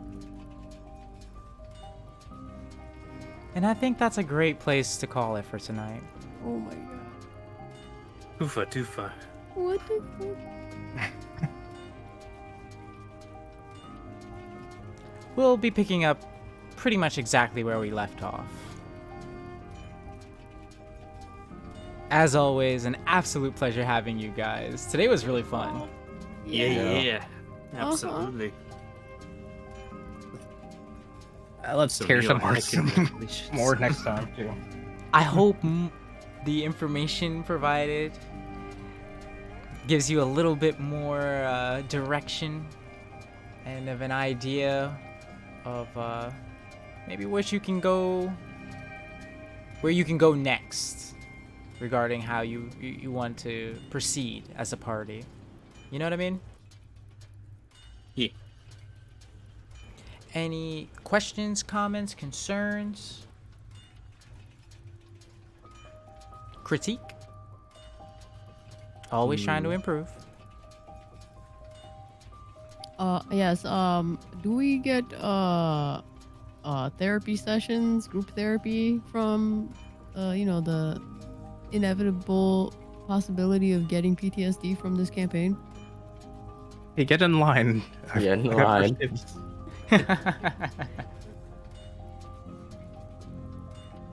I can't begin to tell you how gratifying it is that I actually get the feels out of you guys. Emotional damage. Ifis is crying internally. Yeah, that was really sad, man. That is very sad. Hopefully he actually got something out of that. Why can't you just have a simple warlock thing? But no, it has to be No. emotional like that. Tragic. Fine. Cover it in drinking problems. Yep. Caiaphas and Silas are gonna be spending a lot of time in the bar. Yep. Well, I'm still trying. Caswell, pry open your heart in a metaphorical sense. I can't believe that hearing all this, and I'm still like, all right, how am I gonna try and make this hopeful, but also not, Lance? Because I'm like, Shit. He wants to figure it out, but also right now all I'm thinking is like, maybe we need to start thinking like the cultists so we can figure out what they're doing. Oh god, I'm going to do this, aren't I? Oh yeah. I mean, best way to hunt a monster is to get into its head. Yeah, and I've written plenty of stories where I know how this is going to turn out. Let's go. So, going through everything I typed out, the Amber Temple might be a place of interest next time. Maybe. I mean, What's the up? Amber Temple Hard, has got maybe. some, meta knowledge, but the Amber Temple has got some spooky stuff going on there right now. But Well, we don't have much other documents right now, right? So, Well, you do have the Auroran Library as well as the Grim Kindness Library. What you searched up is just what you searched up. But if you Okay. did seek more information, you could potentially learn more, depending on what you're trying to learn. that is what I wanted to do. Because I also was, if we had more time, I was going to try and figure out if there was, we're reading these just like they're historical documents, is the way I'm thinking of it as. But for the cultists, if they wanted this information, they wouldn't just say, this is how we summon our god. It would have to be more obtuse than that. So people can't just see what their plan is. That's what I'm trying to figure out, if there's like a Oh, way sure. to like think or see how they read it, or if there's something that we're just not reading because we're just reading it as is. Cipher the code. Yeah. In very hacker voice, we are not in. Well, that's definitely something we can look into for the following session. For sure. Yeah. For sure, for sure. I just have no Um, idea how I'd roll for that.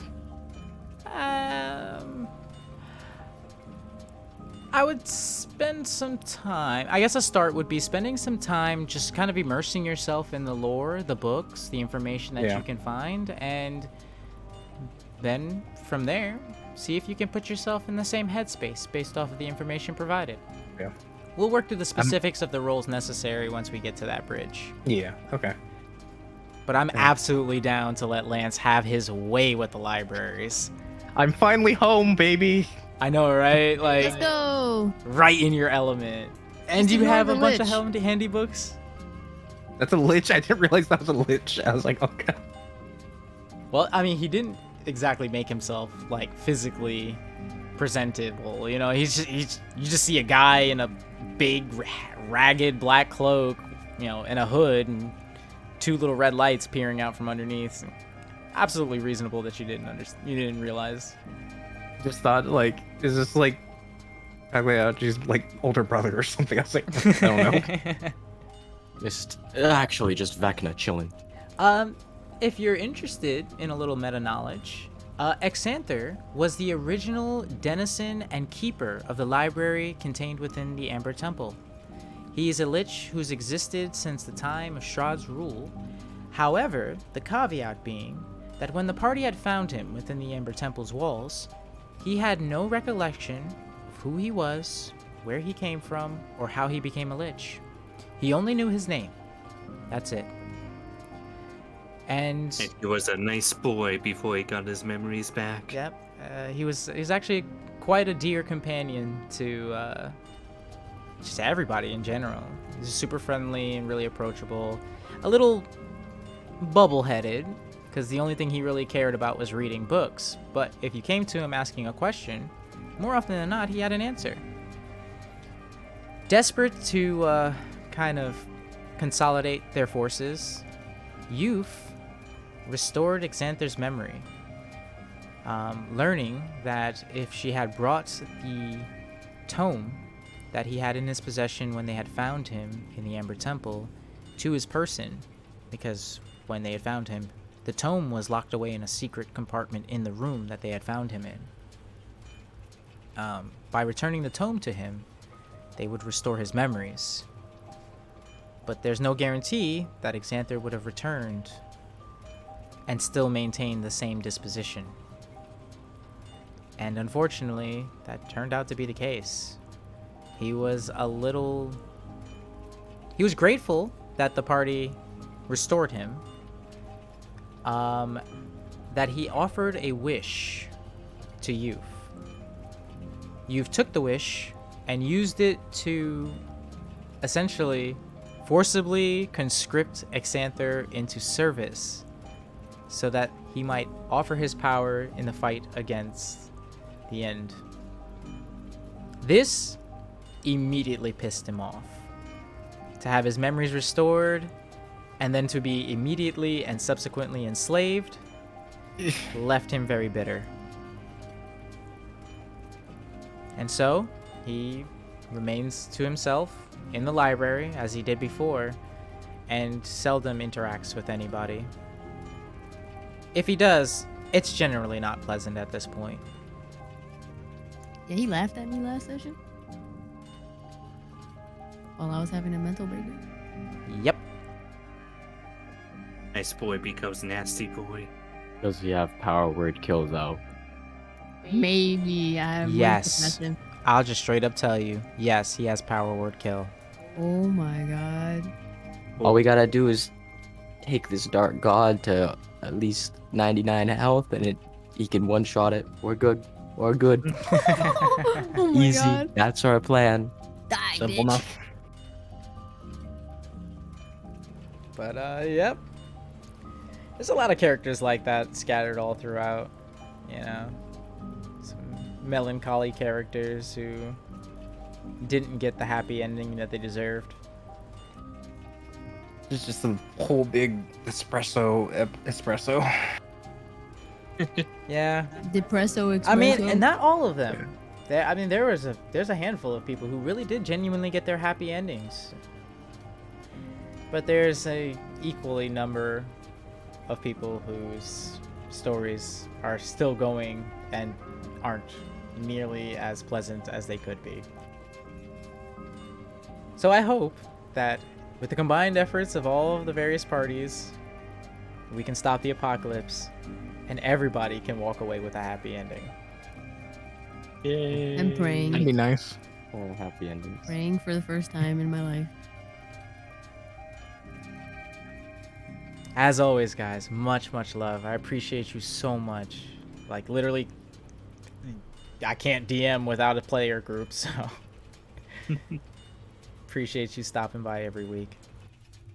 It's as good yeah. as always. Yes. It's fun to have a weekly reminder of, all right, how we're gonna make this feel like we're ants fighting against gods. You know, it's a good distraction from the real world burning around us. Yeah. Where we have some agency Right? Yeah. Yeah. and argue. And, fun fact, you're not nearly as helpless as you think you are. Right now, there are only 3 of them. But the Divinus Devorators, or the Jovian Project, as it's also known, are suits of armor that are capable of withstanding the divine force of a god. And Silas is trying to mass produce as many of them as he can. You don't need to be very powerful to pilot one of these things. You just gotta learn how to pilot it. We're gonna use mech suits against God. Let's go. Science, bitch. Yeah. And there's all types of different designs, and well, we can go over the specifics in the future, but yeah, there's a lot of different ways and tools that you'll have access to. You're not nearly as harmless, or not harmless, but you're not nearly as helpless as you might think you are. You just don't know the full brunt of the arsenal you can potentially access yet. Yeah, We'll get there. That's also Learn. what I'm trying to think of. Like, okay, well, we could request things from Silas, but I'm like, I have no idea what I'd want. Level 4, my mind is still processing that we're dealing with things. Oh yeah, That we're still are- looking for. Yep. I got my shield. Wink, wink, nudge, nudge, help.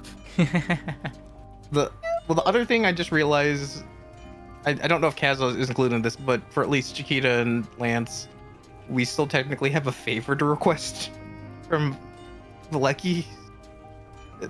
Oh, Governor? I don't know what- yeah. From, I don't know what good Vormir. that will do, but it's something to keep in mind. And also, I'm like, I think we're nearing a week now. We should probably go there just so we don't upset Oh, him if we shit. can. I forgot Yeah, about yeah, that. you're right. Actually, it's been nearly a week. Well, And as you soon might as, like, actually be over able to half, meet yeah. up with that alchemist too, who might be able to give you more information regarding that strange brew contained within the flask. Yeah, so we Yeah, that have sounds like multiple a good reasons to go plan. back. Maybe I can Yeah. incorporate that into my bomb. Oh, I want the backup plan to be you know how in Fallout 4 you have like the The mini nukes. the mini nuke? Yeah. Yeah. Yeah. oh The my backup god. plan is gonna be a mini nuke. That's my goal.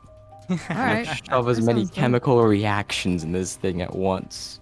It's like the flask of many things. Yes, except it very, very volatile. Yeah. It seems like in a month, right? What was that? The Coliseum, is that like in a month? I don't remember the exact time It's- frame. Currently, from this specific time and date, you are roughly 2 weeks out. Oh Jesus. Since our meeting, how far have we gone days wise? Like months? Has it been like a month or two? It's been about 2 weeks. 2 weeks? Yep. Just over 2 weeks. 52 weeks to go. I'm ready. Ez is gonna want to do lots of training, as it were, before the Tournament of Power. That is actually on the table. As Sweet. you'll learn more about that next session. You already know where I I stand. gotta figure out more stuff about how to just make her ridiculously beefy. The beefiest. Just completely iron cobbled. It's gonna be good stuff. But thanks again, guys. I really appreciate you. I hope you have a Yes, great yes. night. And You too. yeah, we'll reach out to each other within the next few days. I'm gonna be doing a lot of D&D prep this week, like so fucking much. I can't imagine Me why. too. um, Me too. I gotta get a picture done for Balmung for you, by the way. Oh yeah, I need a reference of everyone's characters from that thing. Yep, I got you with that coming probably Friday or Saturday. It might take a little while because I'm balancing like 3 other art projects. That's fine. Take your time with it. Much love. Alrighty, guys. I hope you have a great night. I'll see you next time. You too. Yeah, Good definitely night. won't keep me up at night. Love you too. Love all y'all. Love ya. Good night. Much love.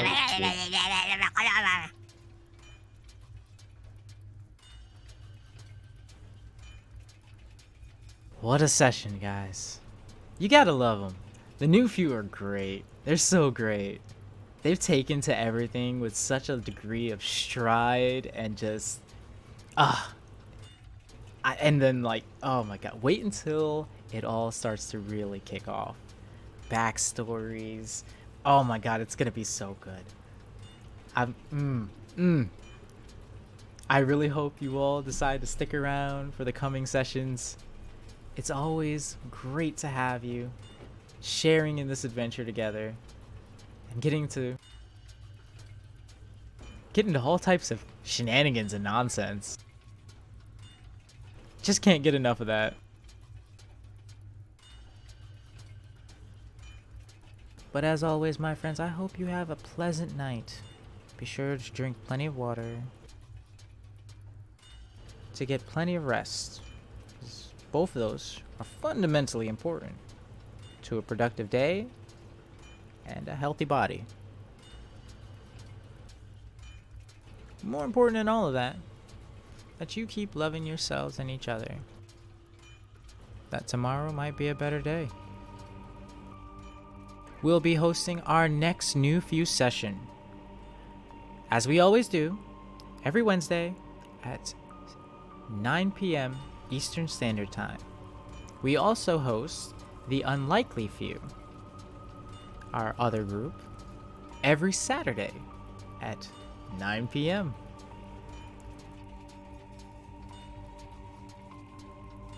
So, with much love in my heart and well wishes for you, hope you take care of yourselves, and I'll see you soon.